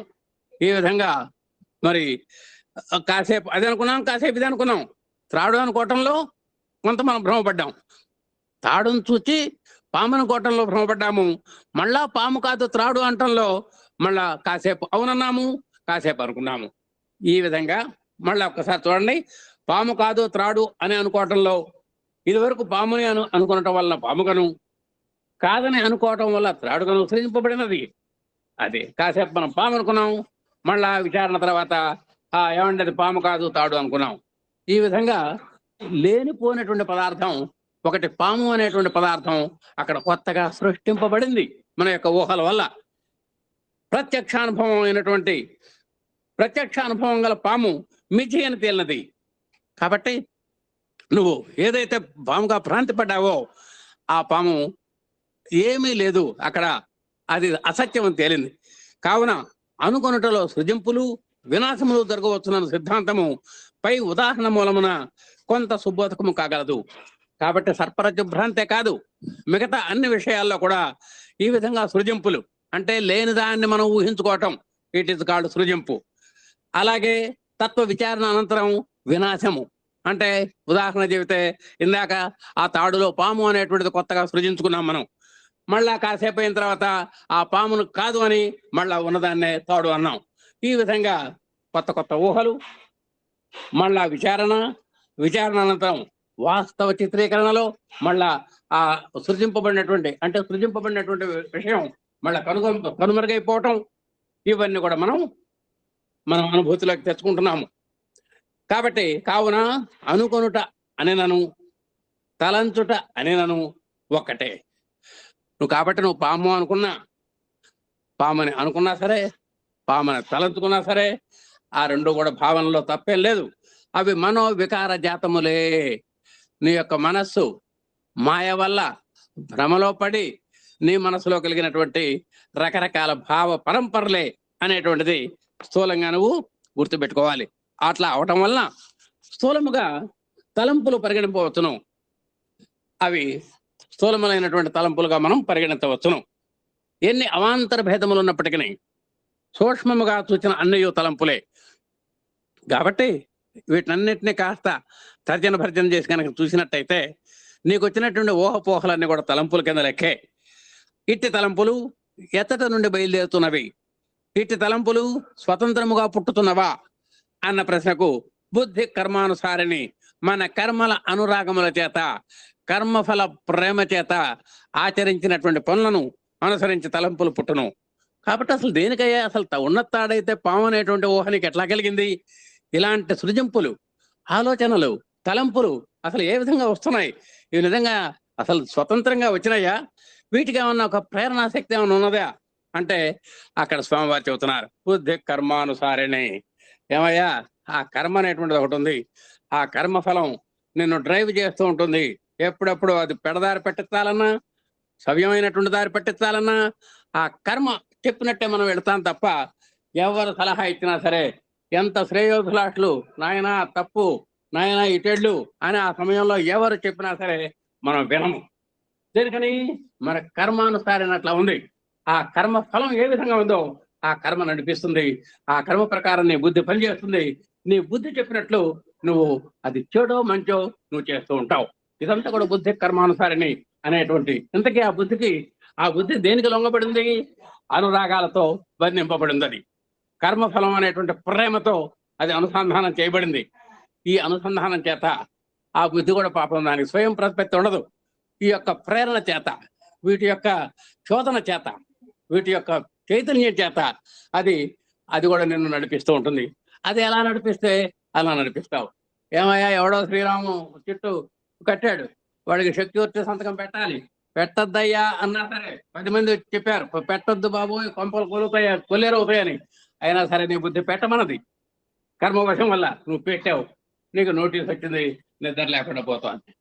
కాబట్టి ఇలాంటివన్నీ కూడా బుద్ధి చెప్పినట్టు వింటాం తప్ప మనం శ్రేయోభిలాషులైనటువంటి తల్లిదండ్రులు చెప్పినటువంటి మంచి స్నేహితులు చెప్పినటువంటి మాటలు కూడా మనం ఆ బుద్ధి యొక్క ప్రభావం వల్ల మనం పెడచెవిని పెడతాం అనమాట. అంటే బుద్ధి యొక్క అంత పవర్లో ఉంటుంది. దేనికని? అది కర్మానుసారిని కాబట్టి. తాను సుఖశాంతులు పొందవలన తలంపులు మొదటిది. ఇది జగత్తు సత్యమును భావము చేత అజ్ఞానము చేత కలుగును. కాబట్టి సుఖశాంతులు పొందాలి అనుకోవటం ఒక ఆలోచన. ఇది జగత్తు అనేటువంటి జగత్తు సత్యము అనేటువంటి భావం చేత నీకు అజ్ఞానానికి 2 కారణాలు అనమాట. ఎప్పుడైతే పొందాలని కోరుకున్నావో, నాకు సుఖం, ఐ వాంట్ సుఖం, నాకు సుఖం కావాలి అనుకున్నావంటే నువ్వు అజ్ఞానంలో పడ్డట్టే. కాబట్టి దేనికని వచ్చింది అది? ఆ జగత్ అనేటువంటిది సత్యమని భావిస్తున్నావు. నువ్వు అసత్యమని భావిస్తే నువ్వు సుఖం కోరుకోవు. నేను సుఖస్వరూపుణ్ణి, ఇక నాకు సుఖాలేమిటి, నేను అప్రకాముణ్ణి, నాకు మనోరథాలేమిటి అని నువ్వు బల్లగుద్ది మాట్లాడాలి. నువ్వు బల్లగుద్ది మాట్లాడాలి, లేదంటే నువ్వు అజ్ఞానంలో ప్రభావితమైనట్టే లెక్క. ఇంకా కొన్ని స్వామివారు చెప్పారు, ఒక 12 రకాలు చెప్పారండి. ఈ 12 రకాలు I will continue here sir. Sir చెప్పండి సార్. మీరు చేస్తారు సార్ కంటిన్యూ? కొంచెంసేపు ఓకే సార్. ఎందుకంటే స్వామి దివ్యాశక్తులతో చెప్పండి సార్. ఓకే అండి. ఇక్కడ కొన్ని మనం ఆల్రెడీ సూక్తులు అనమాట, ఇవన్నీ ఇంగ్లీష్ లో ఉంటాయి. అవును సార్. స్వామి ఏం చెప్తున్నారంటే, విజ్ఞానం లేని విద్య, వివేకం లేని విజ్ఞానము, లౌకికము లేని మనిషి, విచక్షణ లేని పని, విఘ్నత లేని పాండిత్యం, అర్హత లేని అధికారం, సత్యం లేని వాక్కు, మాధుర్యం లేని సంగీతం, భక్తి లేని పూజ. యాక్చువల్గా 4, 5 ఇంగ్లీష్ లో చెప్తారు, బట్ ఇక్కడ స్వామి మంచిగా తెలుగులో, భక్తి లేని పూజ, శీలం లేని మనిషి, వినయం లేని విద్యార్థి, సభ్యులను మెప్పించని ఉపన్యాసం ప్రాంతం. ఇప్పటిదాకా సారు అందరి హృదయాలను అత్తుకున్నాడు. సార్లాగా నేను చెప్పలేను. సభ్యులను మెప్పించని ఉపన్యాసం. సో గ్రేట్ సార్, ద ఎనలేషన్ ఈస్ ఫ్యాంటాస్టిక్. ఇది తెలుగు మాస్టర్ అయినా సైన్స్ కూడా అద్భుతంగా చెప్తున్నారు sir. Thank you so much. వీటి వల్ల నేను I don't want to repeat it. ఇవన్నీ కూడా ఉంటే శ్రమ చెప్తే ఫలితం ఏముండదు. ఇవన్నీ కూడా సొసైటీకి పనికిరావు, దేశ పురోభివృద్ధికి పనికిరావు, వ్యక్తిగత అభివృద్ధికి పనికిరావు. అందుకనే స్వామి ప్రాక్టికల్ నాలెడ్జ్, సత్యసాయి ఎడ్యుకేషన్ ఏంటంటే ప్రాక్టికల్ నాలెడ్జ్. శాస్త్రజన్య జ్ఞానంతో పాటు ప్రతి ఒక్కరు కూడా అనుభవ జ్ఞానాన్ని కూడా సంపాదించారు ప్రాక్టికల్ అనమాట. చిన్న ఫస్ట్ క్లాస్ దగ్గర నుంచి కూడా పిల్లలు వాళ్ళకి నేర్పుతారనమాట. ఎలాగ స్వయం ప్రతిపత్తి అన్నమాట. మన దగ్గర పిల్లలు రాగానే ఆ బూట్ ఒకటి ఈ బూట్ ఒకటి పడేస్తుంటాడు, పుస్తకాలు అలా పడేస్తుంటాడు. అలా అక్కడ నడవదు. అక్కడ అనుభవంలోకి రాని విద్యా విజ్ఞానాదుల వల్ల ప్రయోజనం ఏమీ ఉండదు. మనలో నిలకడగా నిల్వ ఉన్న జ్ఞానం వృత. అది వచ్చి పాండిత్యంగా దంత వేదాంతం అని చెప్తుంటారు. స్వామి కూడా ఇందాకగా చెప్పారు, ఇప్పుడే చెప్తున్నారు. అంటే present day we cannot find such a persons. So వాళ్ళెంబడ పడకండి కూడా అని చెప్తున్నాం అనమాట. మనకున్న అనుభవంతో మనం ముందుకు పోవచ్చు. దానిని అనుభవంలోకి తీసుకొని రావడంతోనే ఉన్నది గొప్పదనం అంటున్నారు Swami. That is the beauty of Bala Vikas. వాళ్ళలో ఎన్నో సృజనాత్మక శక్తులు ఉంటాయి. నిన్న మొన్న ఒక ప్రోగ్రామ్ కండక్ట్ చేశారు. Lot of skills, hidden skills are there. నేను సాయంత్రం కూడా మేము క్లాస్ పెట్టుకుంటే పెద్ద ఆయన సత్యనారాయణ గారు వచ్చి కూర్చున్నాడు. పాపం ఇది మాగర ఒక ఆయన అనేవాడు మహనీయుడు, బాల వికాస వృద్ధ వికాస అని. పాపం స్వామిలో కలిసిపోయాడు పుట్టపర్తులు ఉండంగానే. ధనముని సంపాదించి దాచిపెట్టినందువల్ల ఇందాక కూడా వచ్చింది చెప్పింది, రారేక రాజులు కాదు. ఎంతమంది చూసాం. మనకు అలెగ్జాండర్ కూడా ఫర్ ఎగ్జాంపుల్. మనం ఏం తీసుకుపోము, మనతో వచ్చే రెండే, మంచిగా చెడా. దాని అనుభవం అన్నా చేయాలి, లోక కళ్యాణకన్నా సద్వినియోగం చేసినప్పుడే దాని సార్థకత. స్వామికి ఎంతో మంది ఇస్తున్నారు అంటే ఒక రూలింగ్ ఇచ్చేశారు మన ముఖ్యమంత్రి గారు. స్వామికి వచ్చిన విరాళాలన్నీ కూడా ప్రజాహిత కార్యక్రమాలకి భగవాన్ బాబా వారు వినియోగించినారు. ఇక లేనిపోయిన అపోహలు మనం పెట్టుకోవాలి. సో వివిధ పుస్తకంలోని జ్ఞానం సంపాదించిన మాత్రం ప్రయోజనం లేదు. దాని అనుభవంలోకి తెచ్చుకొని లోక కళ్యాణానికి వినియోగించాలి. మహనీయులు ఉన్నారు సార్, రేపు ఆయన కూడా చెప్తారు 40,000 సత్సంగాలు. అందరికీ జ్ఞానం ఉంది, యూ టు షేర్ ఇట్. అందరికి పంచుతున్నారు, అందరిని కూడా కార్యోన్ముఖులు చేస్తున్నారు. ఇప్పుడు ఇందాక ఎంఎస్ ప్రకాశ్రావు గారి గురించి చెప్పారు. ఎంతమందిని ఆయన తీర్చిదిద్దాడో ఈ యొక్క భజన పాటలో, సంగీత సాహిత్యాల్లో. అప్పుడు మాత్రమే సార్థకత చేకూరుతుంది. నేను ఒక మేడంతో ఉంటే మొత్తం 3-4 అవర్స్ ఆన్లైన్ క్లాస్ చెప్తుంటే నేను ఆశ్చర్యపోయాను. టాపిక్ అంది, యువర్ చాయిస్ అంటే నాకు 10 రకాలు పెట్టింది. నేను 10 రకాల సబ్జెక్టులు చెప్తాను, ఏ సబ్జెక్ట్ కావాలి మీకు అంది. నేను ఆశ్చర్యపోయానండి. ఎంతటి మహనీయులు.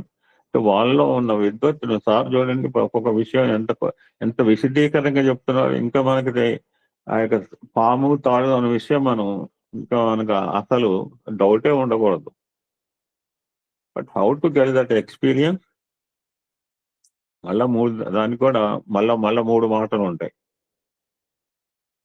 తెలుసుకుంటా, చూచుట, ప్రవేశించుట. జ్ఞాతం, ద్రష్టం, ప్రవేశం.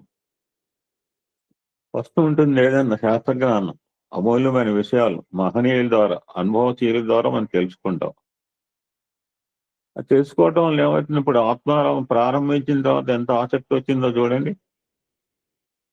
స్వామి లైఫ్ హిస్టరీ మనం స్టార్ట్ చేయబోతున్నాం. అందులో ఏం చెప్తారో చదివిన వాళ్ళకి తెలుసు, నాకైతే ఏం చేయలేదు. ఇంకా కొన్ని తెలుసుకున్నాక కొన్ని తెలుసుకోబోతున్నాం. ఆసక్తి, క్యూరియాసిటీ విల్ డెవలప్ ఇట్. దాన్ని ఎట్లా అయిన తర్వాత ఏమవుతుంది, దాన్ని చూడాలి, I want to see it అని కోరిక పుడుతుంది. దట్ ఈస్ కాల్డ్ జ్ఞాతం. రెండో దశలో అటువంటి శాస్త్రములు, విశేషములు ఎక్కడెక్కడ ఉన్నాయో అని పరిశీలన చేసి చూసి సేకరిస్తాం. You can collect the books. Sir అన్నారు పుస్తకం లేదని బాధపడక్కర్లేదు, ఇంకొక టైం ఉంటుంది, పుస్తకం సేకరించుకోవచ్చు. ఎక్కడ దొరుకుతుందంటే మనసుంటే మార్గం ఉంటుంది. మనం ప్రత్యక్షంగా చూస్తాము, చదువుతాము, ఎంతో పట్టుదలతో విచారిస్తాం. దాని కెన్ అండర్స్టాండ్ అండ్ అవగాహన కూడా చేసుకుందాం. Will feel happiness also, will have some satisfaction. బాగానే ఉంది, మామిడి పని తెచ్చుకున్నాం, బాగుంది, నవనాలు ఆడుతుంది, ఎదురుగా పెట్టుకున్నాం. ఆ అసలు ఫుల్ ఎంజాయ్మెంట్ ఎప్పుడు వస్తుంది? తను తిన్నప్పుడే వస్తుంది.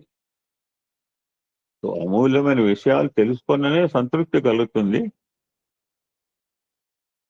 దట్ ఈస్ కాల్డ్ ద్రష్టం. ఓకే, ఇంతటితో సాటిస్ఫై అయ్యాడా అంటే కాదు, దానిలో ప్రవేశించాలి.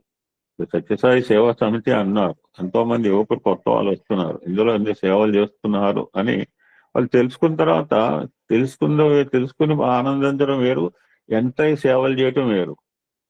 సో దానిలో ప్రవేశించి లీనమై తాదాత్యం చెందుతాం. This is third aspect. So తెలుసుకున్న దానిలో, చూసిన దానిలో లీనమై అనుభవించాలి. ఇంకో మాట చెప్తున్నారు ఇక్కడ, వివేకానంద చెప్పిన మాట, కడుపుండా తినాలి, కండలాగా పని చేయాలని చెప్పి. అన్నం తిని సోమరిలాగా ఏ పని చేయకుండా ఊరకనే పండుకుంటే, ఇప్పుడు నేను పడుకుని మాట్లాడుతున్నాను అంటే నా హెల్త్ పరంగా ఉపయోగం లేకపోగా అజీర్ణం చేస్తుంది అని నేను కూర్చొని అటు ఇటు తిరుగుతాను. I will do my job. So ప్రతిరోజు సరిపోయే ఆహారం తీసుకొని శారీరక శ్రమ చేసినప్పుడే తిన్న తిండి జీర్ణమే, రక్త రూపమే మానవుని ఎస్టిములేషన్ అన్నమాట. సో ఆ విధంగా తెలుసుకొని చూసిన విషయాలు జీర్ణం చేసుకోవాలి. ఎప్పుడు జ్ఞాతం ప్రవేశం మూడో దానికి వచ్చినప్పుడు అనుభవంలోకి వస్తుంది, ఆచరణలోకి వస్తుంది, అవగాహనకు వస్తుంది, ఆనందం వస్తుంది, మానవ కళ్యాణం వచ్చి ద ప్రోగ్రెస్ ఆఫ్ ది నేషన్కి ఉపయోగపడుతుంది. ఇది వన్స్ అంటాడు. సో పుస్తకంలో ఉన్న విషయం కంఠస్థం చేసి ఉపన్యాస ధోరణిలో చెప్పడం కొంత తేలికే. సాధారణంగా పుస్తక పఠనం ద్వారా కలిగే జ్ఞానము పుస్తకజన్య జ్ఞానము అందరు. ఇట్స్ కామన్, సర్వసామాన్యమైనది. ఇప్పుడు 3 మాటలు: విన్నవి, కన్నవి, తిన్నవి. విన్నవి, కన్నవి, తిన్నవి కొంతవరకైనా మనం ఆచరణ రూపం చెందాలి అంటున్నారు. It's coming to our experience, అనుభవంలోకి తీసుకొని రావాలి. దిస్ ఈజ్ కాల్డ్ ప్రవేశం అన్నారు. సో నాకు ఎందుకంటే మేము మా ఇంట్లో అనుకుంటుంటాం, ఒక మహనీయుడు ఉండేవాడు వైజాగ్లో, జీవీఎన్ సుబ్రహ్మణ్య శర్మ గారు అని పెద్ద మహనీయుడు అన్నమాట. ఈ రామకృష్ణాపూర్లో జరిగిన ఇండియన్ కల్చరల్ ప్రోగ్రామ్ లో ఈ సబ్జెక్ట్ బాగా చెప్తాను. జ్ఞాతం, ద్రష్టం, ప్రవేశం అనమాట. ఆల్మోస్ట్ లాంగ్ బ్యాక్ ఇది మైండ్ లో ప్రింట్ అయింది.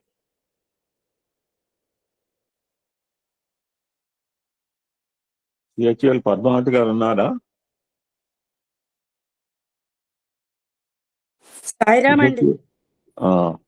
నిన్న మేడం గారు ఒక రుద్రాభిషేకం జరిగింది, ఏకాదశి రుద్రాభిషేకం, సత్యసాయి ఆర్గనైజేషన్ వాళ్ళు పాల్గొని, మరి ఇవాళ మార్నింగే వచ్చిందేమో తెలియదు, నేను మెసేజ్ పెట్టారని చూడలేదు. అక్కడ విషయాలను ఒక 5 నిమిషాలు మీరు మాతో పంచుకోండి సాయిరాం పద్మావతి గారు. థ్యాంక్ యూ సార్, తప్పకుండా.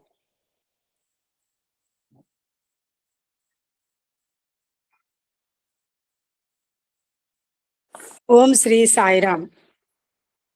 సర్వదేవతాతీత భగవాన్ శ్రీ సత్యసాయి బాబా వారి పాద పద్మములకు శతకోటి వందనములు. ఇందులో ఏకాదశ రుద్ర పారాయణం గురించి నాకు తెలిసిన, నేను అనుభవించిన 10 నిమిషాలు మాట్లాడడానికి అవకాశం ఇచ్చిన గురువు గారికి హృదయపూర్వక నమస్కారములు. ఈ వైద్యనాథ్ జ్యోతిర్లింగం 11వ ఏకాదశ రుద్ర పారాయణ అండి. 12 జ్యోతిర్లింగాల్లోని ఏకాదశ రుద్ర పారాయణ చేయాలి స్వామి 100వ పుట్టిన సందర్భంగాని మన నేషనల్ సత్యసాయి ఆర్గనైజేషన్ వాళ్ళు టేకప్ చేశారు ఇది. అయితే మొదట ఒక 4-5 వరకు నాకు తెలియదండి జరుగుతున్నట్టు. తర్వాత తెలిసిన తర్వాత వాటికి కూడా రిజర్వేషన్ లేక వెళ్ళలేపాను. కానీ రామేశ్వరం, కాశీ, ఈ వైద్యనాథ్ ఇవి వెళ్ళాలి అనుకున్నాము. రామేశ్వరం వెళ్ళగలిగాము, కాశీ వెళ్ళగలిగాము. కానీ వైద్యనాథ్ అయితే కొంచెం నేను కష్టపడ్డాను అనిపించింది. అంటే పరీక్ష పెట్టడం ఏం లేదు, కాదంటే మనకి ఒంట్లో ఓపిక బట్టి కూడా ఉంటుంది. అదేంటంటే బీహార్ రాష్ట్రంలో ఉంది, అది బీహార్ని 2 చేయడంలో ఈ జార్ఖండ్ రాష్ట్రంలో ఉందండి వైద్యనాథ్. అది నాకు అనిపించింది, ఊరంతా ఏంటంటే చూడడానికి చిన్నగానే అనిపించింది గ్రామము, కానీ ఆ వైద్యనాథ్ ఈశ్వరుడు. అక్కడ ఏంటంటే స్థల పురాణాలు ఒక్కొక్కరు ఒక పండిట్లు ఎవరో చెప్పారు ఆ పండాలు. నాకు మాత్రం చెప్పింది ఏంటంటే రావణుడి 10 తలలు ఆయన ఒక్కొక్కటి ఖండించి ఈశ్వరుడికి పెట్టేస్తున్నప్పుడు మళ్ళీ ఈశ్వరుడు వాటికి సంతసించి అవన్నీ ఆయనే వైద్యం చేసి వాటికి అతికించి ఆయనకి స్వస్థత చేకూర్చారు అన్న విషయం ఒక కథనం విన్నాను. అందువల్ల ఆయన వైద్యనాథుడిగా ఈశ్వరుడు అక్కడే ఉండిపోయాడు అని, అందుకు దానికి వైద్యనాథ్ అని పేరు వచ్చిందని చెప్పారు. తర్వాత ఇంకొకళ్ళు ఏం చెప్పారంటే, మనం గోకర్ణ మంచి వింటూ ఉంటాం జనరల్గా. ఏంటంటే రావణాసురుడికి ఈశ్వరుడు లింగం, కైలాస లింగం ఇస్తే పట్టుకొని వస్తుంటే తోవలు ఆయన లఘు సంఘ తీర్చుకోవడానికి వెళ్ళినప్పుడు ఆ వినాయకుడికి ఇవ్వడం, ఒక కుర్రవాడికి ఇవ్వడం, ఆ కుర్రవాడే వినాయకుడి రూపంలో మరొకటి దాన్ని చేయడం, అది గోకర్ణంలో జరిగిందని ఒక స్థల పురాణం వింటాం. కానీ ఇక్కడ కొంతమంది అక్కడ చెప్పడం ఏంటంటే, ఇది ఇక్కడ కూడా అలాగే అయ్యిందంటే, ఈ లింగం ఇక్కడ పెట్టేశారు, అప్పుడు ఆయన ఇక్కడ ఉండిపోయారు. ఆ రావణాసురుడు మలము లఘు సంఖ్య తీర్చుకోవడానికి ఎక్కడికైతే వెళ్ళాడో అక్కడ ఒక చిన్న స్క్వేర్ టైప్ లో తటాకంలో అక్కడ ఉంటుందండి ఆ ప్లేస్ అన్నట్టుగా ఒక పురాణం, స్థల పురాణం చెప్పారు వాళ్ళు. సో ఎనీహో అది మేమేంటంటే ఏరియల్ వ్యూ మనకి చూపిస్తుంటారు. బహుశా ఇందులో చాలా మంది భక్తులు అంటే వెళ్ళలేని వాళ్ళం మనం యూట్యూబ్ లో చూస్తాం కదా, బహుశా ఏరియల్ వ్యూలో ఊరంతా మధ్యలో ఒక స్క్వేర్ టైప్ లో చెరువు కనిపిస్తుంది. దాని చుట్టుపక్కల ఈ ఉపాలయాలు అన్ని ఆలయాలు కనిపిస్తుంటాయండి. 4 వైపులా మనం తిరుగుతున్న నడిచే ఒప్పుకుంటే నడవచ్చు, లేనప్పుడు ఆటోలో ఏదైనా మనం తిరిగినా కూడా ఆ చెరువు చుట్టూ తిరిగామన్నమాట. ఏవో రకరకాలుగా ఏది చెప్పినా ఏదైనా స్థలానికి క్షేత్ర మహత్యం ఉంటుంది కనుక ఆ వైద్యనాథేశ్వరుణ్ణి దర్శనం చేసుకోవాలి. ఎందుకంటే నేను 2024లో వెళ్ళాను కానండి, 3 hours కన్నా ఉండలేపాను. హడావుడిగా దర్శనం చేసుకున్నాను కదా. మరోసారి ఆయన దగ్గర మనం కూర్చొని ఏకాదశి రుద్రం చదవడం అనేది ఎంతో అదృష్టం కదా అనుకొని, అయితే ఇటు నుంచి 2 ట్రైన్లు మారి వెళ్ళామండి, అటు నుంచి 2 ట్రైన్లు మారి వచ్చాము. ఇవాళ ఉదయమే మేము 9:30కి వచ్చామండి. మేము అక్కడి నుంచి బండి దిగి జస్ది అని, ఆ తర్వాత వైద్యనాథ్ కూడా అండి, మనం ఎక్కిపోగానే వైద్యనాథ్లో దిగిపోవడానికి అవకాశం లేదు. అక్కడ జస్ది అని ఒక స్టేషన్ లో దిగిపోవాలండి. మీరు ఆల్ ఓవర్ ఇండియా నుంచి ఎటు నుంచి బై ట్రైన్ వస్తే మాత్రం జస్దీలోనే దిగాలి. లేదు ఒక ఎయిర్పోర్ట్ ఫ్లైట్ ద్వారా రావాలనుకుంటే 2-3 ఫ్లైట్లు వచ్చి దేవగర్ అనే ఎయిర్పోర్ట్ లో దిగాలి. అయితే సత్యసాయి ఆర్గనైజేషన్ వాళ్ళు, జార్ఖండ్ రాష్ట్రం వాళ్ళు మాత్రం మనం చాలా బాగా అద్భుతంగా చేశారండి. ఇప్పుడు ప్రతి రాష్ట్రానికి సోర్సెస్ ఎక్కువ ఉండవండి, ఈవెన్ ఫిజికల్ అవనండి, ఫినాన్షియల్. అయితే మన సత్యసాయి సంస్థలో ఏంటంటే ఎలాగైనా మనం అది సాధించాలి అనే మంచి సంకల్పం ఆ సంస్థలకి ఉండడం వల్ల అండి చాలా అద్భుతంగా మాత్రం చేశారు. వాళ్ళకి నిజానికి సోర్సెస్ లేవు. ఎందుకంటే మనందరికీ తెలిసిన బీహార్ ఒకప్పుడు వెనుకబడిన రాష్ట్రం, అందులో అది 2గా విడగొట్టడంలో ఒకటి బీహార్, ఒకటి జార్ఖండ్. ఈ జార్ఖండ్ క్యాపిటల్ రాంచీ అండి. అయితే ఇక్కడ ఏంటంటే ఇది బాగా వెనుకబడిన ప్రదేశమే. అక్కడ చాలా మంది కూడా అసలు వాళ్ళవన్నీ వాళ్ళ జీవిత విధానము, వాళ్ళ సంస్కృతి, వాళ్ళ సాంప్రదాయాలు కొంచెం నాకు వాళ్ళ వేష భాషలను బట్టి, వాళ్ళ మాట తీరు బట్టి, వాళ్ళ నడవడికి బట్టి కొంచెం నాకు అర్థమైంది ఏంటంటే పాపం చాలా వెనుకబడి ఉన్నారని అనిపిస్తుంది. అయితే అక్కడ ఉన్న వాళ్ళకు కూడా ఈ వైద్యనాథులు కూడా ఈ క్షేత్రానికి దర్శనానికి వచ్చిన వాళ్ళ దీని వల్ల ఏదైనా, కానీ ఇంతకుముందు అయితే మేము 24లో వెళ్ళినప్పుడు ఇంత మంచి హోటల్స్ లేవు, ఏమీ లేవండి. కానీ మన సత్యసాయి ఆర్గనైజేషన్ వాళ్ళు నిజంగా ఎంత కష్టపడ్డారు. ఎందుకంటే అందరూ వైద్యనాథులో ఉండరు, అందరూ ఈ దేవఘర్లోనే ఉండరు కదా. ఈ స్టేట్ ప్రెసిడెంట్లు అవనండి, స్టేట్ ఫ్యాకల్టీ అయినా, జిల్లా ఫ్యాకల్టీలు వాళ్ళు, ఇలాంటి అందరూ కూడా అయినా వాళ్ళందరూ కూడా ఒక ఎంటైర్ టీం చాలా అద్భుతంగా చేశారు. తర్వాత వాళ్ళకి ఏంటంటే పాపం ఇంతమంది వచ్చారు, 2000 మంది 2500 మంది వరకు వచ్చారండి. ఇంతమందిని కూడా ఒకే దగ్గర కూర్చోబెట్టి పారాయణ చేయించడానికి కావలసినంత ప్లేస్ అయితే ఆ వైద్యనాథ్ ప్రిన్సెస్ లో లేదండి. టెంపుల్ లోపల అయితే లేదు. టెంపుల్ లోపల లేకపోవడం వల్ల వాళ్ళందరూ కూడా అందులోనే దర్శనాల కోసం బ్యారికేడ్స్ కడతారు కదా, మన తిరుపతిలోని ఈ క్షేత్రాల్లో చూస్తుంటాం మనం. అలాంటి బ్యారికేడ్స్ కట్టిన వాటిలో 2 ఫ్లోర్లలోని ఇన్ని వేల మంది జనాలని సర్ది, ఎవరికి ఇబ్బంది లేకుండా, ఎవరు బాధపడకుండా అందరూ వచ్చిన వాళ్ళు ఎక్కువ మంది సీనియర్ సిటిజన్సే. అయితే చెప్పండి సాయిరామ్. అలా దర్శన లైన్ లో కూర్చోబెట్టినట్టు అనిపించింది నేను చూస్తే, వీడంతే అని కరెక్ట్. అదే దర్శనాలకి. ఎందుకంటే వాళ్ళు శ్రావణ మాసంలో అంటండి చాలా అద్భుతమైన ఉత్సవాలు చేస్తారటండి. నేను అడిగాను, ఈ బ్యారికేడ్స్ అంత దూరంలో ఎందుకు కట్టారమ్మా అన్నాను. నేను ముందు రోజు వెళ్ళి ఆ దర్శనం చేసుకుని వచ్చేసిన తర్వాత దర్శనం మాటకు వస్తేనంటే ప్రపంచ యుద్ధమే. పాపది గర్భగుడిలోకి వెళ్ళిపోయాక చిన్న లింగమే ఉంది, పానవట్టం చాలా పెద్దది ఉందండి. అది కూడా మనకి వీడియోలో చూపించారు వాళ్ళు అభిషేకాలు చేస్తున్నప్పుడు, గుళ్ళు అవుతున్నప్పుడు. అయితే నేను అదే అనుకున్నాను, ఇంత లోపల గర్భగుడి చిన్నది, మనం చాలా బుర్ర ఉంచుకొని లోపలికి వెళ్ళాలి. ఇలాంటి దాంట్లో లోపలికి వెళ్ళేసరికి అంత జనం పడిపోయి కొంతమంది అసలు లింగం మీద పడిపోతున్నారు.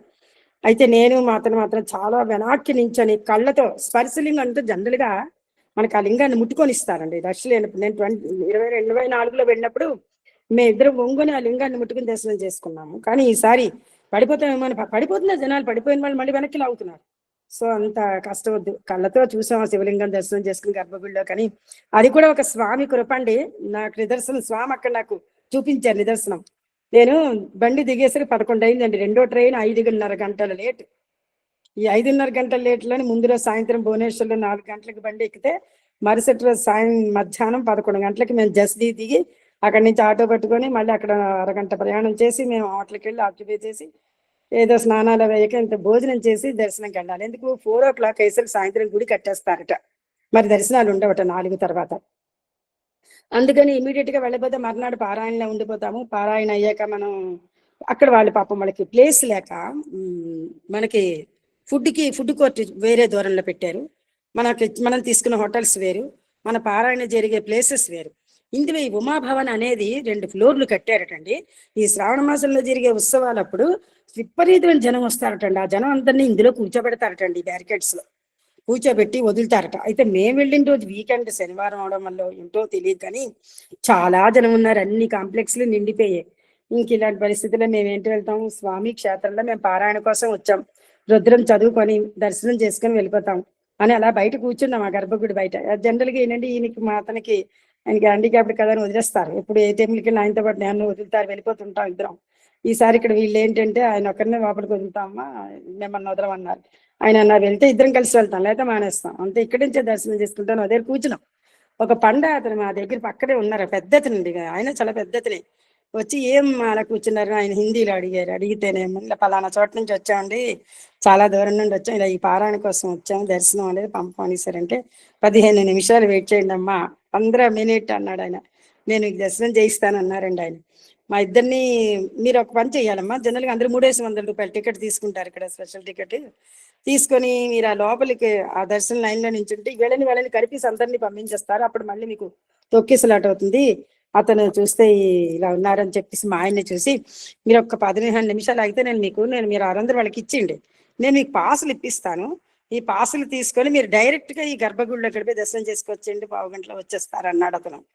అతనికి మమ్మల్ని చూడగానే ఎందుకు అలా అనిపించిందో ఏంటో అనుకొని సరే రండి అని అతను 600 ఇస్తే అతను పాసులు 2 ఇచ్చారండి.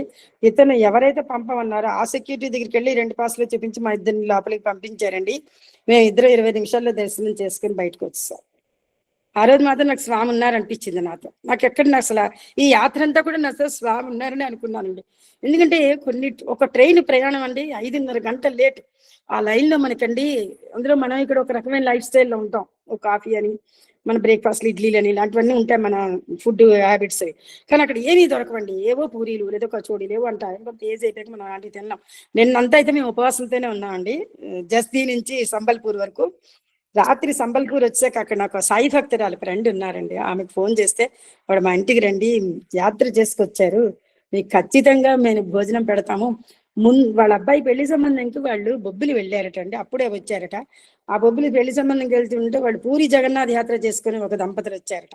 మీరేమో హరిహరుడి దర్శనం, అదే మహాహీరుడి దర్శనం చేసుకుని వస్తున్నారండి, మీరు మా ఇంటికి రండి అని చెప్పి మా అబ్బాయికి సంబంధం కుదిరిందని వాళ్ళు సరదా పడ్డారండి. నిన్న రాత్రి వాళ్ళ ఇంట్లో భోజనం చేసి రాత్రి 11:30కి ట్రైన్ ఎక్కామండి. ఇవాళ ఉదయం 9:30కి విజయనగరం. ఇక్కడ 2 గంటలు మళ్ళీ బండి లేటేనండి. ఆ లైన్ అంతా ట్రైన్స్ ఎక్కువ కానండి, బాగా లేటు, ఏమీ దొరకవు. మంచి నీళ్ళు ఏవో కొనుక్కొని తాగడం, కాదంటే మనకి సంచుల్లో మనం తినే వస్తువులు ఏవైనా మనం పట్టుకొని వెళ్ళడం. అంటే కొంచెం కష్టసాధ్యమే ప్రయాణం, కానీ వైద్యనాథ్ వెళ్ళాలి అనుకునే సంకల్పం స్వామి మీద పెట్టాం. అని వెళ్ళేటప్పుడు నేను స్వామికి అనుకుంటాను, మీరే తీసుకెళ్ళండి, నాతో ఉండండి, మళ్ళీ నన్ను ఇంటికి మీరే తీసుకెళ్ళండి. రాగానే స్వామికి ఇవాళ కృతజ్ఞతలు తెలుపుకున్నాను. ఈ యాత్ర మాత్రం నాకు చాలా బాగా దగ్గరుండి చేయించారు స్వామి అని. ఎందుకంటే ఏంటంటే ఒక్కసారి ప్లాట్ఫారాలు ఈ చివరి నుంచి ఆ చివరికి నడవలేకపోతుంటాము, ఏజ్ అవుతున్నాం వల్ల. ఎలా రా దేవుడా ఒక దగ్గర కూర్చుండిపోతాము 1 ప్లాట్ఫారంకి. స్వామి ప్లాట్ఫారం 1కి ట్రైన్ వచ్చేటట్టు చెయ్యండి అంటే, మొన్న నాకు వరలక్ష్మి గారు వాళ్ళ ఇంటికి వెళ్ళినప్పుడు ఒక సందర్భం చెప్తే నవ్వొచ్చు. స్వామి అన్ని రకాల పాత్రలు పోషిస్తుంటారని ఆవిడ చెప్పారు. ఆవిడ ఎందుకంటే మనకి ఏదైనా ఒక సమస్య వస్తే ఆ సమస్య తెచ్చుకుని స్వామిని అడిగితే అప్పుడు ఆ వేషంలో ఆ స్వామి మనకు ఆ సమస్య తీరుస్తున్నారు. అది అక్కడ ఆ పోస్ట్ అనేది ఎలాంటిది అనేది మనకు తెలియదు, మన సమస్య బట్టి ఉంటుంది. అలాగే ఆవిడ అన్నారు, అలా స్వామి అన్నవతారాలు ఎత్తుతున్నారండి.